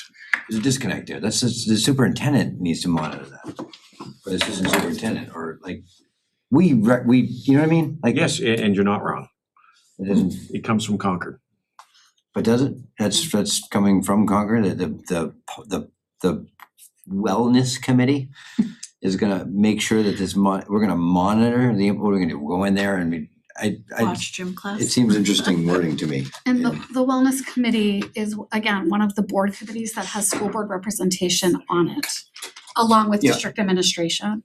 So I'm not disagreeing, just to be specific that there are school board representatives on this committee. Yep. Right. And if Or I'm as monitoring, I'm required not by gonna be Concord, monitoring that's what he's implementation wanting to other than confirm. asking if you're doing it. Like, I don't know how I would monitor that. I'm not going in the school. Yes, I'm on the wellness committee, sorry, I had to step out for a minute, it wasn't Are you? feeling well. Yes, I am. I mean, are you going into the school to make sure it's being implemented? No, but I wanna explain to you how the process comes where we discuss it, is that okay? Yeah. Alright. So the reporting that we do is there's different levels of what we can say we're making progress towards. So it could be outcome met, making progress, needs to be adjusted, needs to be updated. It's like a dream because I'm an occupational therapist, right? So you can revise and change the goals. There's actually been a lot of conversation about daily physical activity at the secondary level because of middle school and high school, like in terms of, yes, changing classes counts as physical activity, but not under the wellness thing. So there's been a lot of really great conversations, and Mark, I'm calling you out because you're in the room, about how we're working through doing that in a curriculum-based model just to get some more daily physical activity in there. So it's actually really more about great conversations on promoting wellness for things that are already being done in the district. And so it's yes, it's a goal, and yes, it's reported on, but it's really more about looking at it as a process of promoting wellness, not necessarily what you need for wellness and what I need for wellness are probably a little different, but I think in terms of the daily physical activity, it does come from the state, and so it's a requirement, and there's a lot of variety of ways in which we can meet those. In a variety of ways you can monitor it through. Correct. The committee with. Because you can set goals for just the Reviewing with the elementary kids, or, yes, yep. I just get real antsy about school boards overstepping, and the way that's written, it's just, I don't like it, but that's fine. I don't disagree with you in terms of the language that's in here, but if, like, just being on wellness committee and going through the process related to it, it's not as strict, like, it doesn't feel as stringent, yes. Jack? Yeah, Sean, at one point in time, didn't the wellness committee address nutrition? And then we drove that through the lunch programs, what's our supplier, right? So that's a way of. Yep. Wixon, thank you. That's a way of us identifying things we're doing in wellness via the superintendent, where there's documentation of actually how we're improving. Yep. Dietary stuff, right? Yeah, it's really not oversight, it's actually more of like just looking at the process, I would say, in terms of all of those things. And that was one of the improvements that we were able to make. Any more questions or discussion about IMAH? Someone wanna make a motion to accept it for a first read? So move. Do I have a second? Second. Second by Shauna. Any other discussion? All those in favor? Opposed and abstained. Right.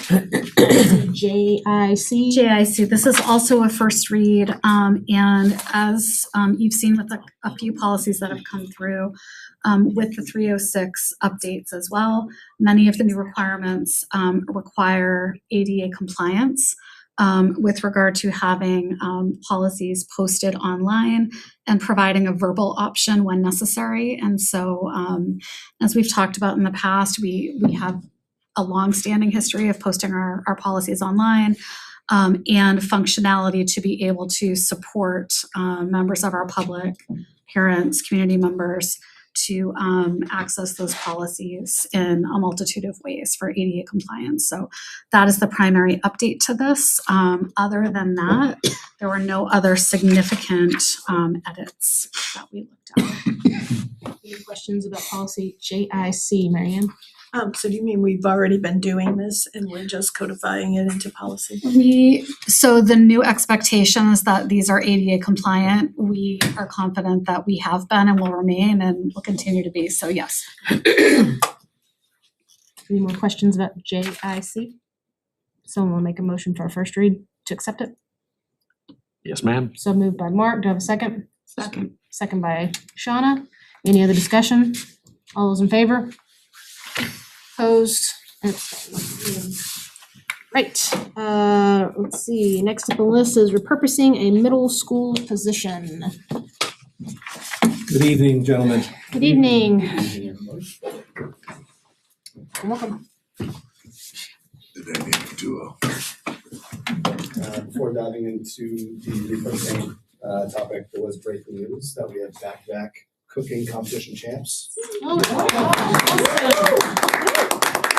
Highlight them, and also I've had some board members who've kind of politely challenged our chefs. Jeez, who was that? Yeah, who was that, Jack? Anytime, any place, man. You just name it. Bring it I on. don't think you like that. I will show no mercy. Just Italian dishes, Yeah. though. In one of those years, they brought the award-winning food to the board. It was really Yeah, good. they did. That is correct. Rather delicious. Bobby beat Bobby Flay every night there. Is that a request for action on this item? Yes. So noted, Motion has sir. been made. So noted. To the topic at hand, as you see in the executive summary regarding the repurposing position, is that we have a unique situation where changing of state law has changed how some of our FACS curriculum has to be delivered and kind of moved it towards the high school.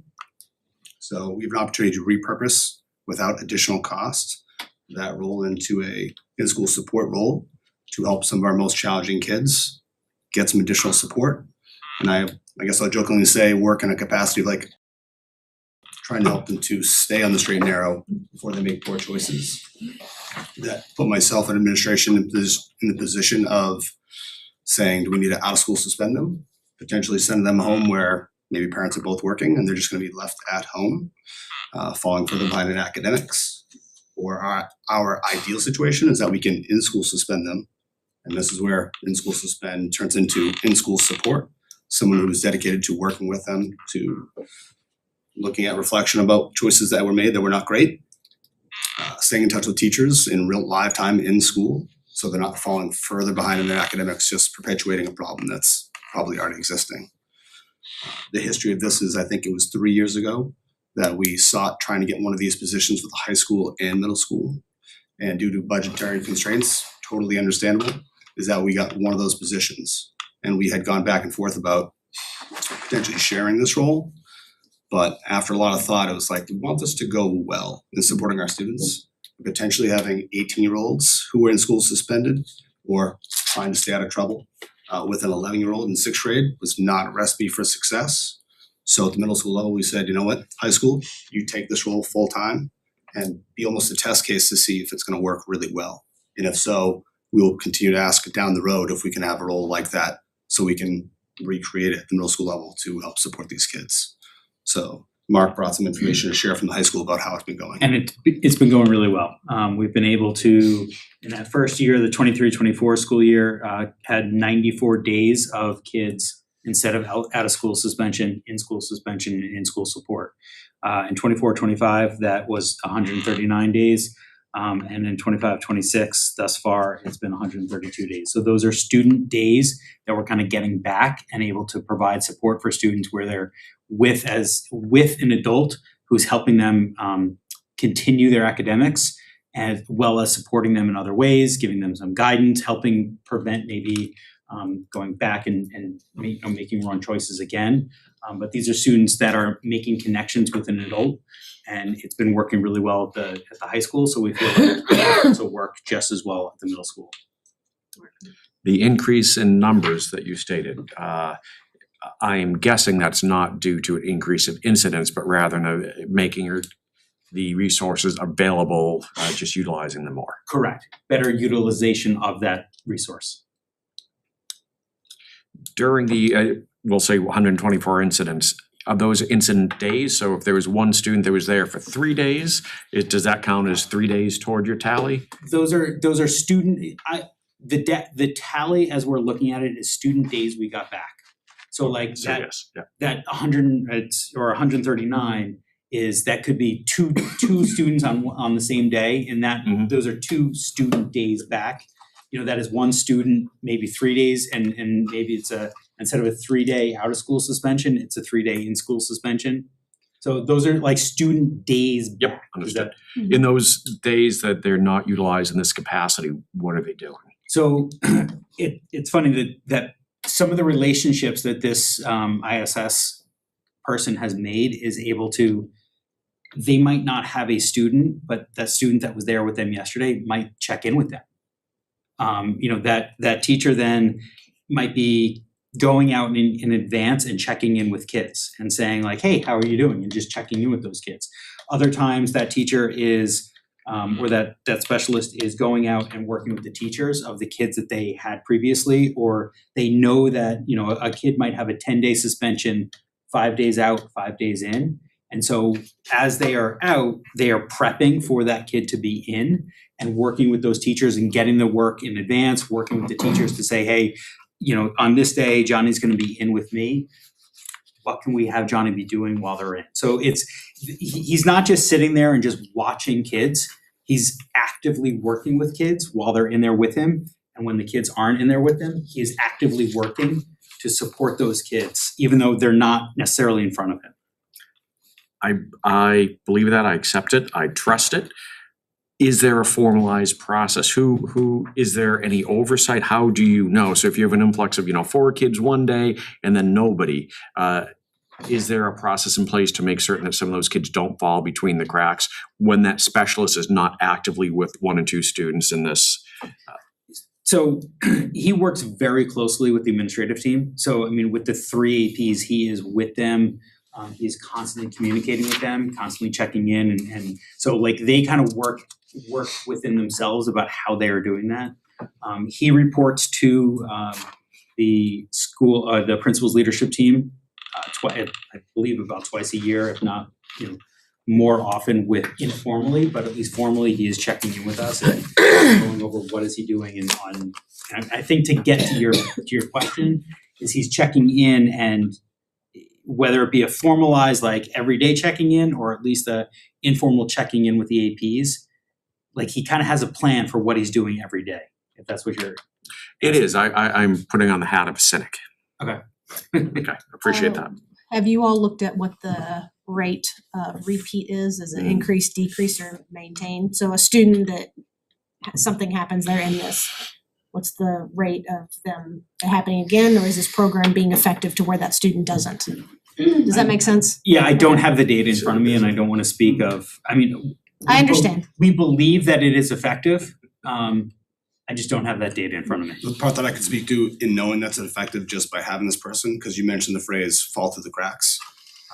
I hate to say that any kid's falling through the cracks, but by having someone who can work with these most challenging kids, it's someone who will be a regular person to see how they're doing, hopefully to prevent them from hopefully making another poor decision that will land them back in these situations. It doesn't mean they're not going to make poor ones again, but so what I'm most jealous about, but very happy the high school has, is they have someone who can do that. And right down middle school level, if we choose to in-school suspend a kid because we don't want them to go home to potentially be by themselves because parents have to work, is that Now we're just gonna check on them throughout the day. And we do our best to check on them, but it's not the same as someone who can check in with their school counselor, check on a teacher and say, hey, I wanna make sure we're making best use of this time to keep them on the right track or keep up with their academics while they are paying consequence that they deserve. So an observation and a couple comments or even questions. When I was in high school for the year, I was kind of drawn to the kids that were most challenging in the classroom for some unknown reason. And I was actually enamored by them and developed some relationships over time, some successful, some not. So I see the value in some of what you're doing. On the other hand, I look at the resources that we have and the overall charge that we have with the entire student body, right? And sometimes I struggle. We're spending a lot of money on bathrooms, in part because they need the renovations, but in part because of the disruptiveness of the nature of that area, right? Same thing here. We're expending resources, and I keep getting pulled to work with the parents and all this. So explain to me how you communicate with the parents. It seems like the parents are getting off easy. Seems like the students are getting off easy, and you guys are doing the due diligence to try and bring these students to a point where it isn't gonna happen again. But boy, man, I just see a lot of energy and resources being expended. And how do you get the parents involved in this to make sure? Because the biggest catalyst for us behaving back in the day were our parents. I feel like you're speaking from experience a little bit here, Jack. I don't know why you're drawn to these kids. Well, trust me, there were some administrators right now rolling around in there. Yeah. I'd like that I'm sitting here. Sure. I have multiple thoughts on this, but I would share that our kids who are most challenged, I would definitely never say their parents are getting off the hook. And I say that because we invite them in for meetings often to see what's going on at home that's causing these issues. If it's a home issue, we don't know. Most of the time, those parents are hurting just as much or more than the kids. Like they are having a difficult time keeping it together, and maybe that's part of the challenge. So I would very rarely say that they're like getting off the hook because they're trying to keep their house together or manage their family dynamic as best they can. So they need help. And the reality is those kids are ours, and they're gonna be taking tests like every other kid that we have as well. So that's a huge factor as well. We want them to keep up with their academics. And if they're in our schoolhouse, we have the most access to help them along that path while they will probably make poor choices, and like we want to keep them with us as much as possible. So it's definitely not letting them off the hook, and to know that even if we have this position, we're still going to out school spend kids. If they make infractions that are that serious, they do need to go home. And then we are impressing upon the parents and the family members or guardians that we'd like them to spend some time with them to talk about what's going on. Can you give me an example what an in-house suspension violation is versus out of? Yes. We're just trying to go through the litany of I'm not them. trying to be. And trust me, when I talk about parents, I've seen the best parents on the planet end up with a kid that makes a bad decision, and terrible parents, and the kid is like the greatest kid on the planet. Absolutely. So I see that too. I'll give you the simplest example is something that just happened today. Social media. I mean, without going into the details of it, poor choices were made on social media where kids received messages of an inappropriate nature of classmates. And instead of getting that message and telling an adult, they went off and sent it to other people. And it didn't help anybody's character, it didn't help their reputation by sending off social media pictures that were totally inappropriate. So that to me, part of our team is this out of school suspension worthy? Not really, but they did something so negative that it impacted someone else's desire to want to come to school and feel safe around their peers. So we're like, you know what? In school suspension day. So they're gonna come to school tomorrow, and we're gonna work with them, have a school council meet with them. And the administration team will try to meet with the kid and connect with teachers. They'll be doing it out of our office. So it's gonna be it's a game every day of whose office they're gonna be in, who can connect with them during that time. Our SRO will also spend time with them. So we'll have a bunch of players, but not a consistent force who can work with, if not one, multiple kids who might have made that poor choice. And in this case, it was multiple who sent around an inappropriate picture, because there's nothing better than a group chat with 50 kids, even though they don't know who's on it. Just one example. Thank you. Mark and then Mary Ann. So essentially what I'm hearing is in the eventuality of in-school suspensions, without this resource, historically, more kids are being sent home where they're probably playing Xbox and falling further behind. That suggests to me that that would increase the disruptive nature when they come back, because if they weren't academically struggling before, they certainly will be now. That's a disadvantage to them, their parents, and the teachers and administrators that then have to catch them up, as opposed to, yeah, you can't hang out with your classmates, you're now in somebody's office with this specialist. You're still doing your homework, you're still getting your class stuff done, but you are deprived of the social positive benefits of being in the Gen Pop. I would say it's a very good summary, and I would add on to that sometimes when kids make poor choices, I like Gen Pop is okay. Yeah, okay. That was attempting. No, it's Yes. yes. I would say that sometimes when we're in a decision of do we out of school suspend them or in school suspend them, we say, man, they'd love out of school suspension. They get to be home, play an Xbox. Like, we don't want that at all. Actually, it'd be tougher for them to be in here, and we're going to force them to learn right after this. So, yes. Do you have some numbers on how many in-school suspensions there are in a typical year, and or how many out of school that could have been in school if you had this resource in place? Sure. Just pulled up what we had for this year, and I have some for last year as well. So you heard some of the numbers of the high school. For middle school this year, ISS days have been 60. Out of school suspension has been 54 thus far. I think we're at like 119 days of our school year. 2/3. Last year, it was roughly double that. Roughly. Sean? How many suspensions have you had that are 10 days or more? The most, Both that, so the most that the school level I can do is 10. So for me this year, I think I've had one that was 10 days. But none that were, because I know you would need to go to the superintendent. So you've presented 0 to go to the superintendent above 10? So I had one went in 10 days. I spoke to the superintendent about it, and we made a plan to figure out how to bring the student back in, if that makes sense. I very rarely ask for more than 10. It would have to be a very, very significant matter for that, because ultimately we want the kids to come back to school. We're just gonna figure out how to do so in a safe manner for them and their peers. No, I do agree with the part that you were making, Mark, about where they fall back. What is the same answer to the question for the high school? I don't have those numbers in front of me. Okay. Could I get those, please? I'd like to know what those are. Specifically what, Sean? The number of suspensions that have been beyond the 10 days requested. 10 days or more. I've received 0 requests across the district to add beyond what the administrators at the schools are offering. So it's safe to say that we have 0, 10 days and beyond, or beyond 10 days? Beyond Beyond 10 10 is days. correct. Thank you. I do want a point of clarification for you though, since you're asking this specific question, is that it doesn't mean that a student who's been suspended for 10 days hasn't been suspended additionally for a different consequence. No, totally get that. We're not talking cumulative. I just want to give you all the information, please. Something just for the board to think about from my perspective. This presentation is about the dynamic that the dual charge that school districts have. We are obligated and have a responsibility for students to achieve. We're also obligated and have a responsibility to remove students from school when they're causing such infraction by law. They're competing interests. This is an avenue for us to split that difference and to support students and their achievement level by keeping them in school, while also being able to separate that child from whatever incident happened with the peers or the social situations. So although they're still in our school, those children that were impacted are free and available to go about their days without interruption or conflict.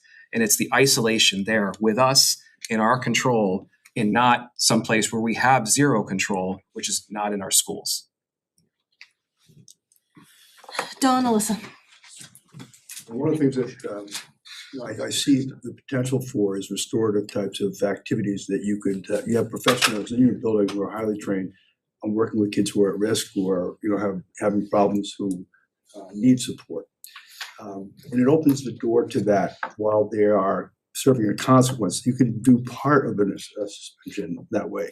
You can bring them in to check in with the family. You can bring them in to and use that space and then the people you already have to be able to access, that family, that kid, and that situation to try to make a plan immediately, moving forward, which involves checking in, which involves doing work, which involves, monitoring the behaviors that have caused problems and maybe sometimes involve, people that aren't in the school, so I mean, I think it's invaluable. I hope you continue to pursue it and get it. Listen. Just one question. Since you mentioned how many in-school suspension days that the middle school has versus what the high school's had. So I think you said around 50-something for the middle school, high school is around 130-something, I believe is what you said for the year so far. I mean, that's less than half than what the high school has. So that's, I guess we could say in theory that should take less than half the time that the position that the high school is holding. What do you plan to do with that position for the remainder of the time, since there's such a significant difference? Sure. I'm actually, so what they shared was 132 days of ISS. Yeah. Because they have a person who could be there. So I shared I'm at 114 total. That could mean that instead of having those 50 OSS days, out of school suspension days, maybe those would become in-school suspension days. So it would have been closer, not that I want them to be higher, or like kids to behave and not make poor choices, but it's also a reality that they do because they're kids. So my immediate answer would be maybe my 54 out of school suspension days, maybe that's 25. Maybe that bumps us closer to 90 or 80 in school suspension days. We will not have a shortage of use for this person. And also it's not just the ISS days. I envision them meeting with those kids who are probably our regular offenders to try to keep them from becoming future offenders. If that makes sense. So we will not have a shortage of use for them. Okay, and maybe the high school position already has this, is there like a scope of practice? I'm trying to think of the right wording. Yeah, but will that be the same for the position in the middle school? Yeah, we've been stealing a lot of ideas, and which has been great about having them go to high school first, because they've tested out the theory that we believe something this could be really useful, and now they've put it into practice and it is working, and they're finding the fruits of that labor. So we're very much going to be copying their model to a middle school level. That's our Would they ever move? I'm sorry. No, go. Keep going. You're asking good questions. Go. Would they ever, if we did approve this and say next year they need help from the middle school position, would there be opportunity for those positions to float back and forth between the two schools? Or are we thinking that wouldn't be necessary? Like say the high school is being overwhelmed and the middle school doesn't seem to have as many days as they need it. Would they bump that position up to the high school for a few days during the week or something? I could answer that in multiple different ways. In the way of sometimes we would call from other elementary schools if they need. I'd say that we do that now today across the district. That's what I mean. Well, and then maybe to the elementary schools. I mean, I think don't know. to answer that question with a very specific example that could happen is, let's just say there's hypothetically there's a fight between two individuals, right? And part of that fight, you're gonna suspend them. Obviously, you don't want to put them in an in-school suspension in the exact same room, right? But again, our goal is to keep kids in school and help them with their academics, help them with achievement. So hypothetically, one of those students can be with the high school ISS. The other student can be with the middle school ISS if they didn't have any middle school students. We can keep both of those students in with us on campus, working with professionals rather than just going home, but we can also keep them split. So I think, there's a very tangential, or excuse me, a very specific example of something that could work for exactly what you're asking. Okay, no, I like that answer, that it's very fluid. That's good. I appreciate the questions. With everything I've heard, I'm very comfortable making the motion to approve repurposing the middle school family and consumer sciences position to an in-school support specialist position. Second. Motion made by Mark, seconded by Shauna. Sorry, Shauna. Any other discussion? All those in favor? Opposed and abstain, unanimous. Thank you, guys. Thank you. Thank you. All right, next is the facilities budget transfer request. I believe Dr. Martin, this is you. Thank you very much. So as you know, we are without a facilities manager at the moment. And so I am managing, authorizing, bill payment, et cetera, throughout the facilities division. We, in the past, have made smaller transfer requests through the business office, multiple smaller transfer requests in order to complete our year of electric payments, trying to make things more efficient. And so I'm coming to you with a request for $100,000, which should get us, of transfers, should get us through the end of the FY '26. I looked at, thank you to Patty McCumber from the business office, I looked at trends in electricity in the end of, from April till the end of June of last year. And I'm estimating that we can make it through the year with this transfer. Intelligent minds might want to ask, why wasn't this budgeted for differently at the beginning of the budget cycle? Of course, as we know, budgets are estimates. Also, we had some electric bills from the previous fiscal year that needed to get paid that didn't come through. We use an electric broker, Constellations, and it delays the payment cycle. We also have 3 different utilities: Eversource, New Hampshire Co-op, and Unitil. So there was a situation that occurred at the end of the last fiscal year, hence why the need for the budget transfer. And inquiring minds may also want to know why there is money in the sites line for this. Much like what our auditor talked about earlier, sites is really its maintenance, repairs on each of our sites. And so that is there is a rubber band there, right? That we look at trends from the past as we budget, but we may not use all of that money. We may use more money in some years in which we're then transferring to sites. The question about ground supplies, I can answer in that again. So ground supplies includes playground mulch, loam mulch, trees, shrubs, ground supplies for field maintenance and grass. We achieved some savings this year by pre-purchasing the field nutrients and pesticides. And fuel oil, as you know, is a very fluctuating thing for every household and every business. I'm confident that I said my rosary before I got here. I'm confident that we will be fine in each of those lines if this transfer is to move forward. But in recent events, with the increase in fuel prices, is that 30,000 coming out of the fuel oil for the district, is that gonna set us up for failure in other areas? Should not. Did you I was gonna say, what are you like looking at for, the fuel cost when you're doing it? You know, the way I would look at it is you're gonna need so many gallons to get you to the end of the year. Right. How much is that gallons you need, and then put a dollar amount per gallon on that, and that's what the 30,000 would be representative, at least from my viewpoint with your presentation. So we're transferring from the fuel line to the electricity line, right, for clarification? No, I'm talking about the 30,000 that says fuel, oh, excuse me. That's okay. No, so you're taking it out of the fuel oil to the And district. moving it to the electric, yes. So when, at the beginning of the budget cycle, when what we did was look at trends from the last 3 to 5 years in fuel in order to come up with the estimated budget cost for FY '26.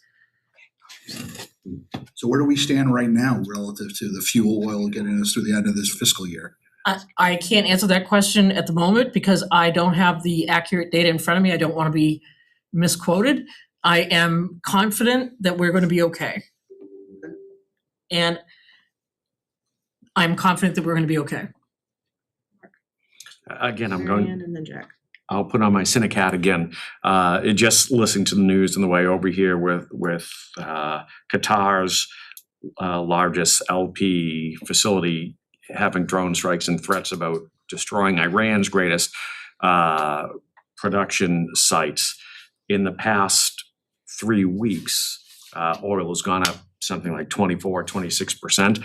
I'm comfortable with everything except for oil, unless we are protected by our 2-year deal. I believed we signed a 2-year deal. With contracts. Okay, is that the reason why you were confident?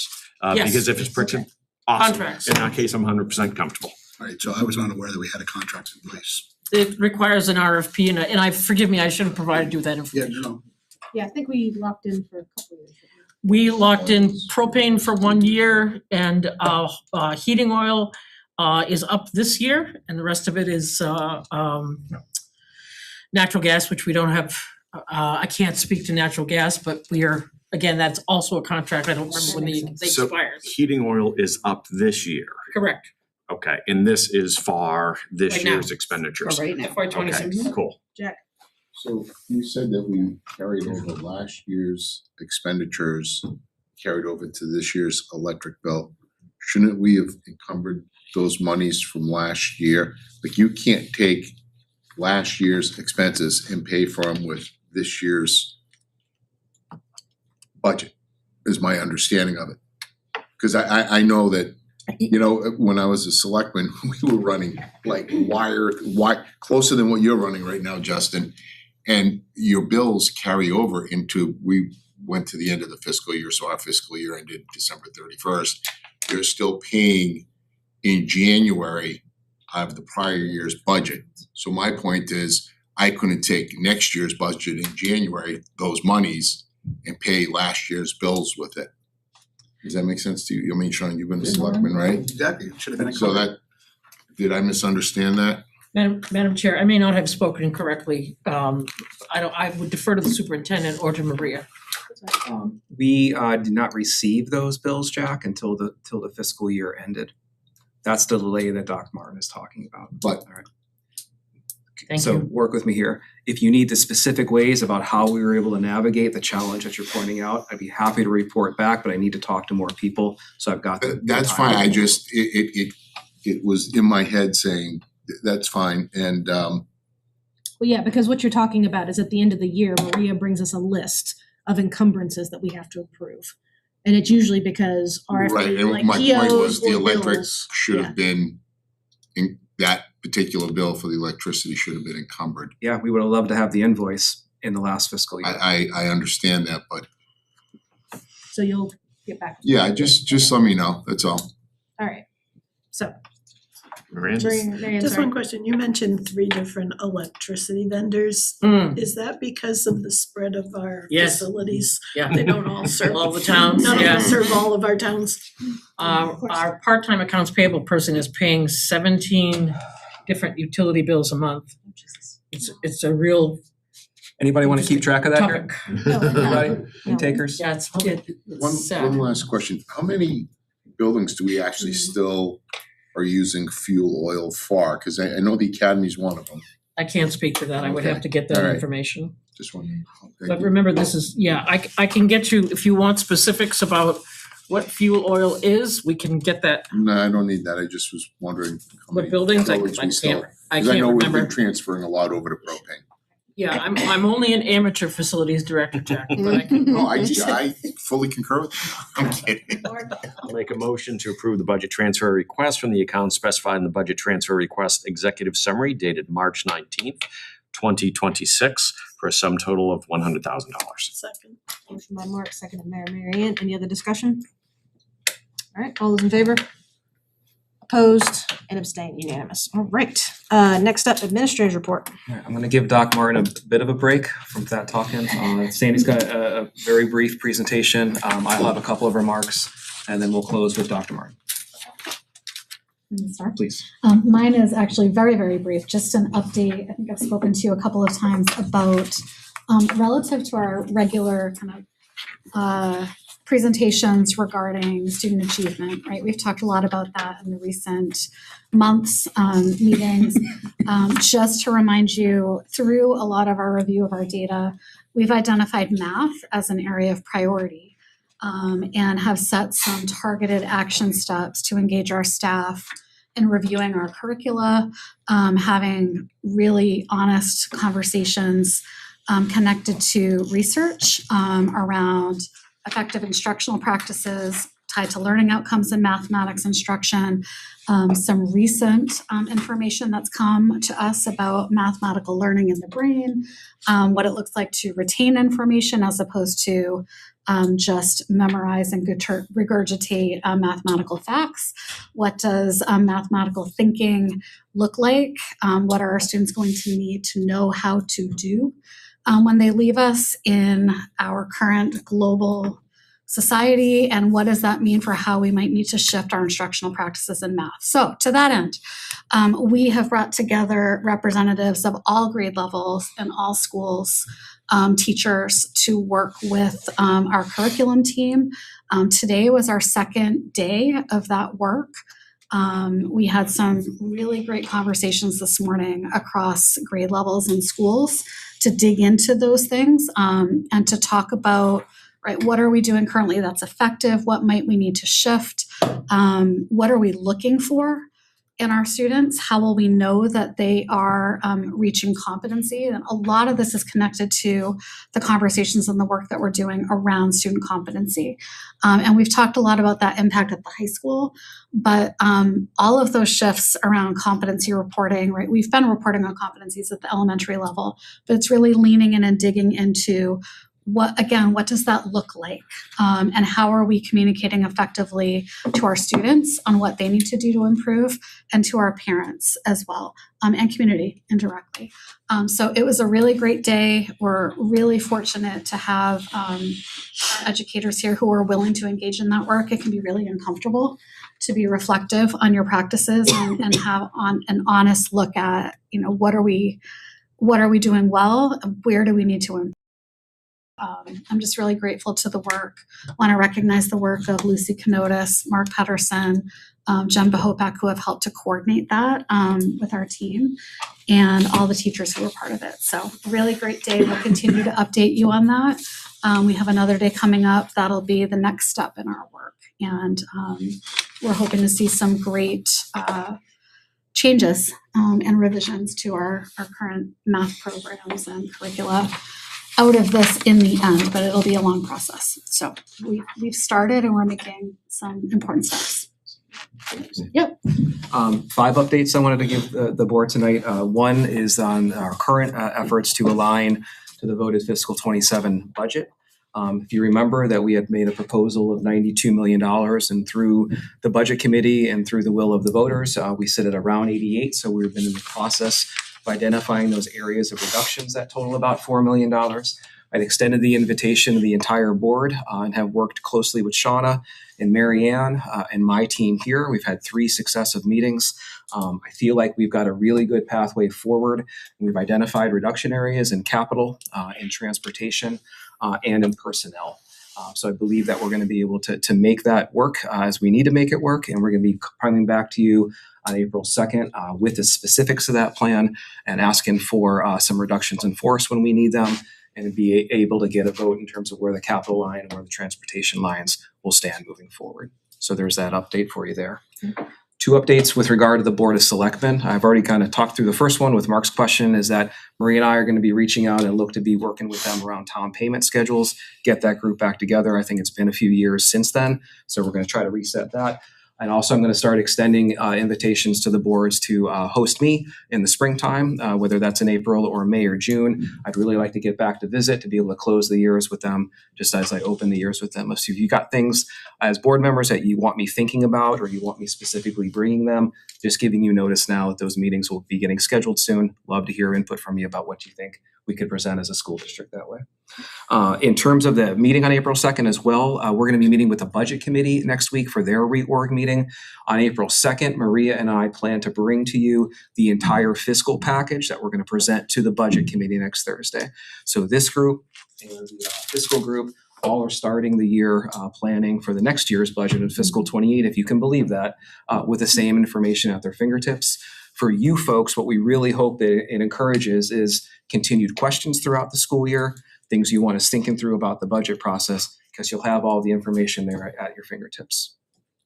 Jack? Yes, sir. Yeah, will you be advising the budget committee? I've always said that the best time for us to do things is in the summer, much to everyone's chagrin, because the administrators aren't tied up with a whole host of other obligations. But we talked at the last meeting and you said finding new ways to create a budget would be, and I hope that's the road that we start pursuing. So do I. Because I plan to pursue. Counting on it. Because I plan to Get pursue it done. One of the things that their committee, Jack, they'll be considering their calendar next Thursday. Lastly, last meeting, I talked a little bit about open enrollment again and gave an update there. Although nothing's happened statewide or here in our local school district, we decided not to bring that local warrant this year. I did let you know I was gonna charge my team with getting some numbers together, and I wanna communicate that out to the board and the public tonight. What we were looking to calculate is what would be the cost or the revenue impact for the district if we had 1% of our students depart through open enrollment, or if we had 3% of our students depart through open enrollment. So at the 1% level, right now with our current numbers, it's about 32 students, and it's a net loss of revenue for the district of $750,000. That would ensure that the tax rate increased per towns if we didn't want to lose that revenue at a minimum 10 cents and at a maximum 23 cents across our 4 towns. 3% of our students elect open enrollment and leave the district. And again, this is us being legally required to send local tax dollars to the communities that they're choosing. 96 students for 3%, that'd be a $2.2 million loss of revenue to the Timberlane Regional School District. And buckle up for these numbers. The tax rate increase there is a minimum of 31 cents and as high as 69 cents across our 4 communities. So it gives you a real clear idea of the money that the Timberlane Regional School District would take in and then send to other communities, which would be a loss of revenue. What I want you to think about is if all of those open enrollments happen at particular school, particular grade level, particular subject area, that may be workable because it also may correlate with some reductions in staff that way, potentially over long term. Chances are it's not going to be in one of those boxes, and the losses are spread across the district. That is what the districts are concerned about. Is you're going to have this loss of revenue leaving your district, but you're not going to have the makeup of the student body to realign and reorganize under it. And that's not including if those individuals have IEPs and have. No, this would just be the straight tuition that we'd be legally obligated to send over to them. And again, all of this is if it becomes law, or if as a local school district, we would elect to move it toward an open enrollment status. But if those students went out though, when they had like an IEP or whatever, and they needed resources, not only would we be sending tax dollars to that community, but we would also be on the hook to send. We remain that child's LEA, and we are responsible for any other additional special education costs. So I have a couple quick questions. One, if a student wants to leave and go to another school, does that school have to say it's Salem High? Does Salem have to be willing to accept that student, or is that, if say this law passes, does Salem have to have an open seat for that student and accept that student? So what we're talking about here is statewide open enrollment. Right. So that would mean that every child in New Hampshire has the option to apply or ask to be entered into any other school. Can Salem reject that? They set numbers, I believe, as to what they can, I believe every district can set parameters as to how many students they want to accept kids. If they did it locally, we're talking about a statewide law for open enrollment. I don't know yet what kind of jurisdiction the districts would have to limit or their enrollment. Okay. My guess is they would have those things up. My fear, Jack, is that if it becomes state law, then the rules of the game change and everyone is then competing. Right. And then does that law include, because this was thrown out at one of the meetings I was at, that for that student to leave and go to another school, that other school has got to offer something that we don't? No, okay. Nope, it could be, I wanna go to that school because I like the mascot. I wanna go to that school because they've got a program that I wanna benefit from. I wanna go to that school for any reason, Okay, thank you. Sean, go ahead. And then Paul. Yeah, the point you're making about, and it was a perfect point, about competition. And that's what we really, this is just like almost like the freedom accounts of education. You're basically allowing people to make decisions that, you don't get one choice and that's the only choice. You're in this district, your only choice is Timberlane or nothing. This opens up the door for options. And one of the things that, and I understand all the points that you're making, they're very valid. But the question that you should ask is, how did we get here? Why would people want to leave? And it's because I feel that we're not meeting the needs of that individual family / student, guardian, whatever, of the parent. They make the conscious decision that they want to take their child and move them elsewhere. If this is that part of it, or a freedom account or whatever, it's giving parents and students options for something that doesn't fit their educational needs, their development needs. And I think that's very important. And I think, we're losing the sight of that. We're just looking at $750,000, $2 million. That's what we're talking about. Yeah, that is a fact, but we're not figuring out the fact that we're losing that because people made a conscious decision to leave. That's what we should really focus on, in my opinion. Or a conscious decision to come. Yeah. Paul, Mary Ann, and then Mark. Yeah, and it could work the other way. You could have people that come here for strings or for wrestling or drama and theater. So we don't really know how that would shake out. But to your point, yeah, like academically, let's say there's or sports. Let's say would be professional golfer. They might not be a Timberlane. They might want to go somewhere. I don't know who has good golf. My understanding was that the districts could declare if they have room or not, even if it was state. And then there was some talk about at election time that some towns were saying they couldn't limit the number, but they could limit it by percent. And they said, we will take exactly 0% of out of town students. There's a lot of debate going on about what rules they can set. And that'll be the other thing is what do the towns around us, because transportation would be on not us. Right, so how far are they gonna go? And so you have to look at what your schools in your area, at least whatever you define the area as, maybe from Oyster River to Wyndham, I don't know. Are you really gonna go much further than that? You have to go to a different school if they have to provide the transportation. I just don't know and private schools aren't in this, right? No, these are public schools. Even if it's a New Hampshire DOE private school, they're not in the game. Even special education? Nope, it would have to be a public school. Okay. An open enrollment. All the state law is doing is taking the charter school law and applying it to every already existing public school, meaning that you're an open enrollment school because you receive public money. Thank you. One asterisk to that when we talk about taxpayer choice, parental choice, student choice.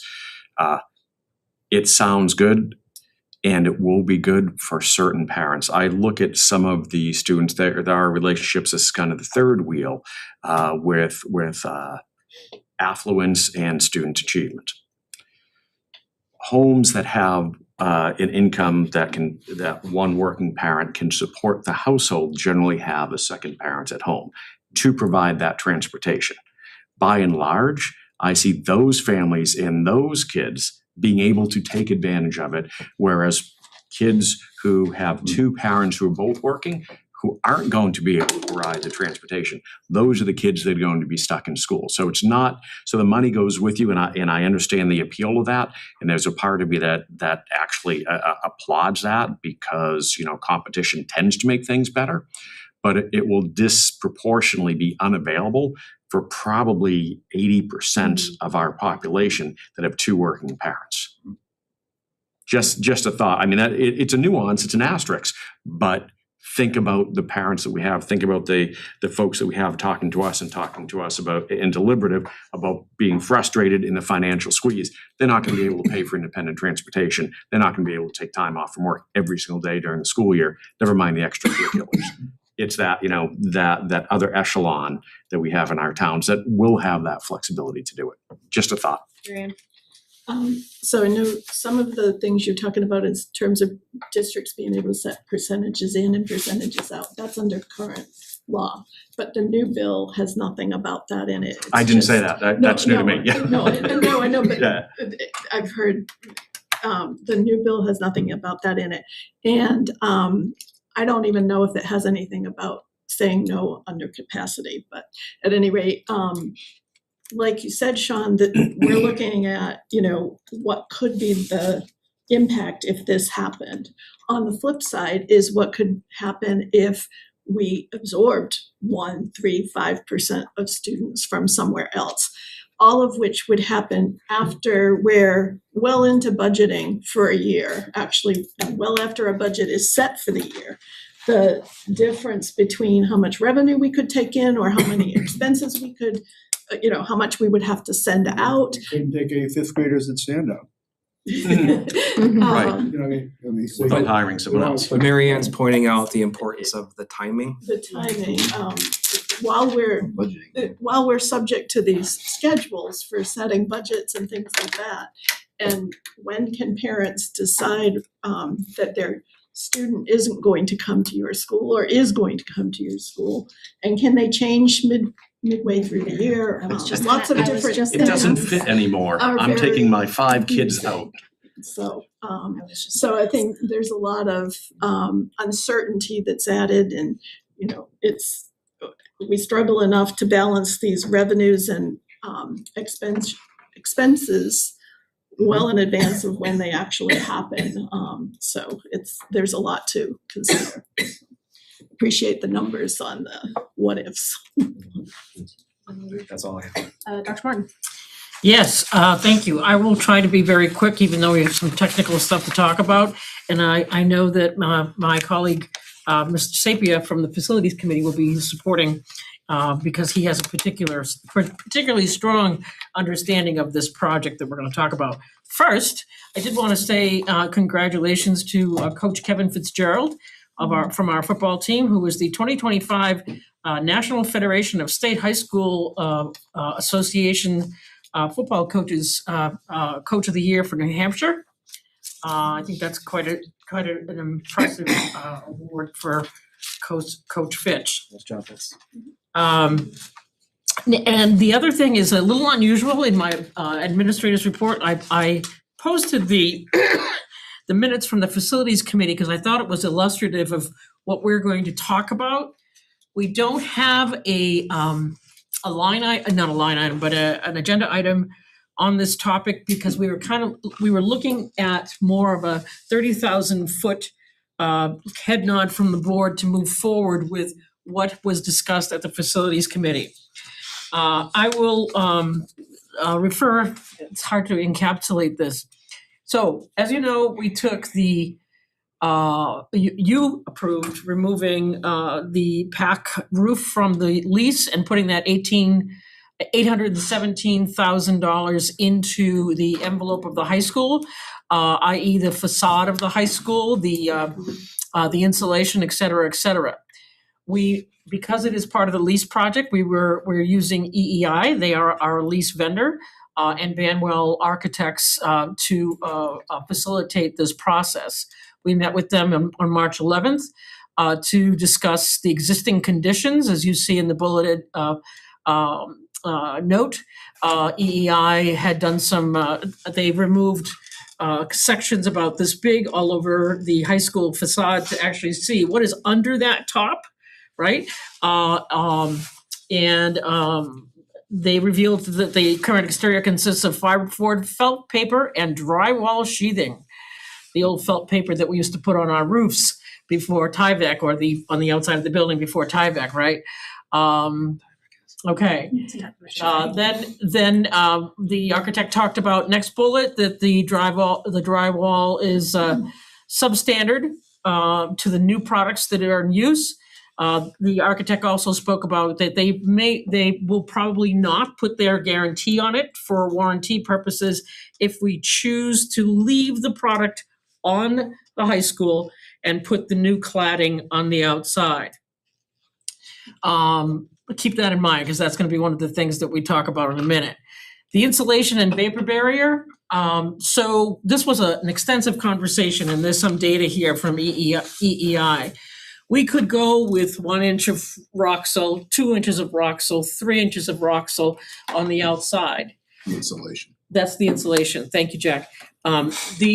The issue is that the picture of the roof of the high school, the further we come out from the roof of the high school, the more from the wall of the high school, the more the roof would have to be altered.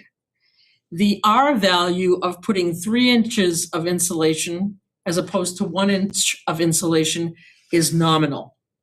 Really what is important is the vapor barrier and preventing the airflow through the outside of the high school. Can I just add one more thing? Please, I wish you would. So as you, no. As you increase the insulation, you're also increasing the studs, the size of everything that gets incorporated on that, so the price of the project grows exponentially. Yeah. There's a marginal rate, the marginal rate of return on adding that extra insulation is minimal. So you're really not gaining anything other than increasing the cost exponentially as you try to grow that R value, which you're really not doing. And it's risky in terms No. of leaks and potential other problems. Right. Flashing has to be done, it's not a simple. We will say that Don was in the meeting as well. Sorry about that, Don, I'm so sorry. It's all right. Very rude, very rude, very rude. So we discussed the steel product for the outside of the building, we discussed an aluminum product for the outside of the building. For a lot of reasons, the aluminum product, it's easier to install, it has a longer lifespan, et cetera, et cetera. And you've heard Jack talk about AL13 before. He actually introduced this product to our folks at EEI. My family doesn't own the company. No. So what we needed from the board tonight, and I'll say this slowly and thoroughly, I hope, is kind of as I said, the nod to either we're going to go the 30-year route or the 40-year route. The 30-year route or the 25-year route, meaning we put the stuff on top of the outside of the high school, which we're not sure our construction folks are going to warranty. And I can tell you that in having conversations with EEI, they're very concerned about that idea. That's obviously gonna be cheaper, right? Or the 40-year, and as our facilities director, Mr. Brander, referred to it, the right way. Why would we not wanna do it the right way? Which would be to remove the product that's on there and reconstruct it with the appropriate sub-materials and the exterior materials. Can I jump in? I one more wish you second? would, again. So when they actually took core samples, they were shocked to find that interior drywall was on the exterior of the building. Mhm. Now, it really, because of the right, so I know you find that hard to believe, but because they put tar paper, because they put tar paper Want to date on that? the outs When did, how long, that's not. 30 years ago, 40 years ago. 20, 25 years ago? So Yeah. because they put tar paper on the out in front of that drywall, it really hasn't been compromised. But we have done, as in the town of Atkinson, you do things to save money as opposed to doing them right. And it ends up coming back to bite you in the fazoozy. So that's Italian for butt. So what I'm hearing is that you all are wanting the nod of, do we just patch it up for 30 years or do we do it the right way? Well, what we are doing is we highly recommend doing it right. Taking down the exterior drywall that's on the outside of the building, putting it the right way. Now, the other option that they have is to put like almost what is it, rain and windshield Raincoat, they refer to it. raincoat over that existing drywall. If we're going to do this, this is in lieu of building a new high school.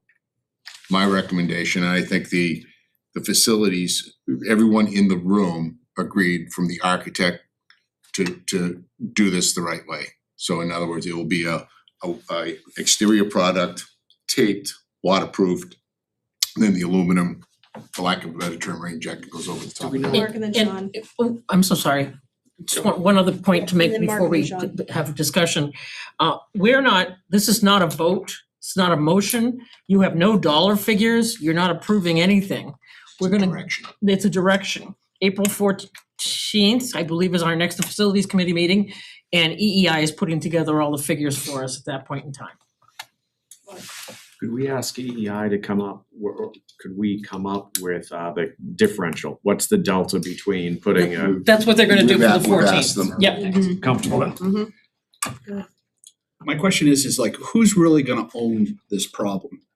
Because this thing with the sheetrock, that shouldn't happen 30 years ago. And then the question is that how do we know what's gonna happen this time? So, And we're gonna have the replicas of us 30 years from now complaining about something that we just did now. So So how do we ensure that it's done right and it's being followed on up? so Who is the people that are? So let me give you an example. When I look at the Atkinson firehouse, right? Contractor's gone out of business, the roofing fails, the manufacturer points at the contractor's no longer in business, then it's the installation thing. If you do this, that's why you can't really compromise on this. You've gotta start from the beginning and do it right all the way through. Or else everyone will be, if something should fail, Everybody's going like this. that's absolutely right. Marion? So I know you said we don't have detailed costs or anything now. But are we talking 5 times as much or twice as much or Honestly, any I idea? got a strong feeling they felt that they could still come in, but I think give us the detail within the total 817. 817, but, that's what they'll show us. Every substitution you make comes with the sacrifice, right? So you're trading off price versus quality. The steel product, if it scratches, it rusts out, right? For lack of a better term, I'm gonna say Harvey board, the concrete fibers board. I mean, I think we're just going sideways on what we already have there. This stuff here has an incredible guarantee, and like Dr. Martin said, we're just saying, can you sign off so we can continue to pursue our best practices in this arena? We don't wanna waste anybody's time, especially our contractors. I missed the last facilities, apologize, thanks for standing in, Don. I think from what I had heard before, with the other meetings, aluminum certainly is the way to go. I think, I'll speak for myself, leaning toward doing it the quote right way, but I would like to see the differential in the menu that they bring forward. So Yes. until they bring that menu forward, I think for myself, I will say, yeah, Godspeed, let's charge ahead and get that information that we can bring to the entire board. Just so we're clear, the only thing we're looking at the differential in pricing on is removing that exterior drywall and putting the right sheathing on the outside. So it's attached, so what we're putting on it is attached properly. And also gauges of aluminum, I'm guessing there's. This is the best of the best. I mean, actually, since they were introduced to this product, I think he said he incorporated into 2 other projects. of other projects outside of ours, so. That speaks volumes. Okay, Yeah. cool. One thing, if you go around the building, they mark all the different areas. The problem is different in most of those areas. There's all types of issues around the 8 different conditions. So it takes a little time for them to try to press that out. When does the facilities committee meet again? 14 April. And at the end of that meeting, what are they bringing to you all? We will have the differential, I think the language is proportional pricing and percentage cost differences for the various options to present to the board. Okay. So after that meeting, then why don't we make it an agenda item to actually talk about that so the board can make a decision on which option they wanna do? And I should note also that this is for construction in the summer of '27. But I didn't realize that you can see the timeline here in our notes. We'll be asking the board for the final go on the contract on the first week of November of '26. It's just amazing. Yeah. Okay. Does the board sound good with that? See what the committee comes with too, and then we'll put it on the next for an actual agenda item. Okay. Did you have anything? It was, else? I will say this, it was an incredible It's a very good meeting. meeting. I mean, the architects were fully engaged, Mark, our new facilities director was fully engaged, Dr. Mark was fully engaged. Don even had a few things to lend to the equation. We're just taking it left and right. But no, it was, there was a lot of explanation and a lot of detailed explanation, because it's one thing falls on the other, and if any of those things aren't done right, you could have failure. Anything else, Dr. Martin? No, thank you. Okay. We do have, in our personnel report, we have 1 professional resignation and 1 retirement. Shauna? I'll make a motion to accept the professional resignation of Megan Adams, school nurse at Sandown Central. Motion by Shauna, do I have a second? Second. Second by Alyssa. Any discussion? All those in favor? Unanimous, okay? Make a motion to accept the professional retirement of Christine Paradis, social studies teacher, Timberlane Middle School, and thank you for your service in our district. Motion by Shauna, do I have a second? Second. Second by Alyssa. Any discussion? All those in favor? Alright, unanimous, thank you for your service, enjoy your retirement. Committee report, start with Jack. I have nothing other than what we just discussed in facilities, but I would like to extend my gratitude, my appreciation, and I think the whole district to Bree Woodworth for her 3 years of dedication to the district and to the board and to her town. So it was a pleasure working with Bree. Don? I have nothing either. Do you have anything? Nope. Shauna? I'll be traveling this weekend to Southern New Hampshire University to see the high school esports team play in the state tournament. I will report back. Very cool. Very excited. Super Smash Bros. Yes, I don't understand all the layers and intricacies, but there is a lot of strategic planning that occurs. There were 15 students, but they can only take 5. Okay. Because they only have 5 positions. And if you think it's just button pushing, you're It crazy. is not not. button It's- pushing, but there is so much eye-hand coordination, strategy, I can't even explain. It is fascinating to see. So I can't wait to report back. Last year was the first year that the team was able to participate at the state level because of amazing people like Ken Henderson, who brought that idea to the district, and Sandy, who worked so hard on getting the equipment for the students. And they placed 5th out of 13 schools for the first time ever. So they're shooting for the top 3 this year. So let's see what happens. Very good. Alyssa? Good luck. Nothing for committee, but just wanted to acknowledge the staff at Pollard. Today marked the last day of their Spanish club. They did 10 weeks of Spanish club, 4th and 5th graders, I believe it was. And from everybody that I've spoken with, students and parents, they all loved it. And so I'm hoping that they can bring more opportunities like that to the students. Very cool. I'm glad that that was happening at Pollard. Yeah. And their ski club, they had a ski club too that was in conjunction with the rec department The for rec. Classo, right? Yeah. Yeah. Paul? I'm all set. Hey. Nothing. Thanks. Sean? I got a lot of stuff to report. Okay. Any other business at this time? Mary Ann? So I'd like to make a motion to place discussion of the deliberative session logistics and procedures on the next agenda. All right, got a motion by Mary Ann. Do I have a second? Second. Second by Alyssa. Any discussion? Just the earlier the better, because it seemed to be a fairly common and Yeah. heated debate in the public. Whatever the answer is, I don't know. If there's Thursday, Friday, Saturday, whatever it ends up being, but yeah, I think that's the right thing, is get that early and Yeah. try to get it decided so people can plan around it, but that seemed to be a big deal. Yeah, I'll send the board a draft of some of the information I've already kind of gathered from people, Have you gotten stuff from all the towns or just? mostly from people in Danville. Okay. All right. Any Any other discussion If on any that? of you have anything from other towns, please just send it my way and I'll incorporate it. Are you gonna vote on that? I was making sure there was any other discussion. all Did you right. have more discussion? Not on that topic, but I will bring up another one, but. Okay, cool. Shauna? Do we have an idea of what the agenda for the second looks like? And the only reason why I ask that is because I want to make sure we have time to discuss this.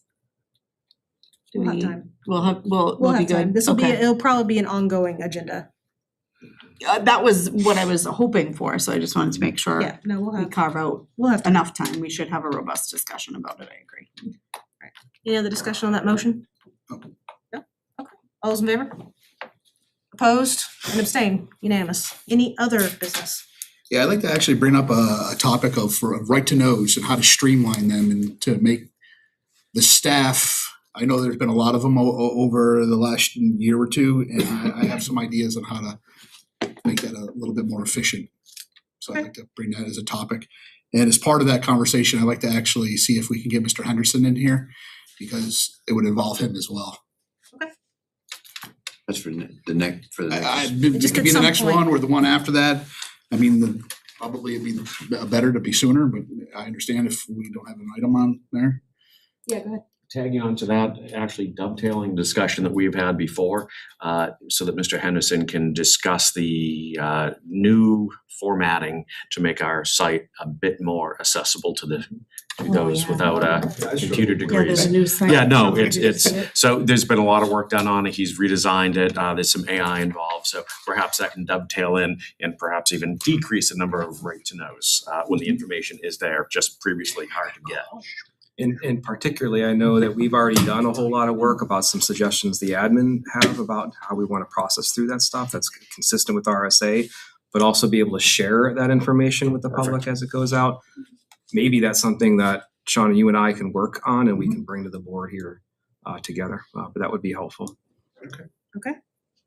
Any other business at this time? Do we have any other delegates or individuals? All right. Mr. Sherwood.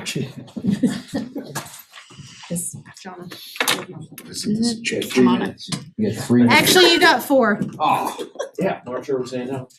This is, and I wanted to address the other delegate and individual who had expressed some frustration, which was an echo from what I've heard from others. The appearance that the school board is all supporting the green shirts and the contracts. Just for some explanation there. When the school board meets, when we have contracts coming up, we generally discuss things that we want to accomplish, things the administration want to accomplish with this new contract, and try to predict what these unions will want from us or from the district, or what support services that they're not receiving in addition to just compensation.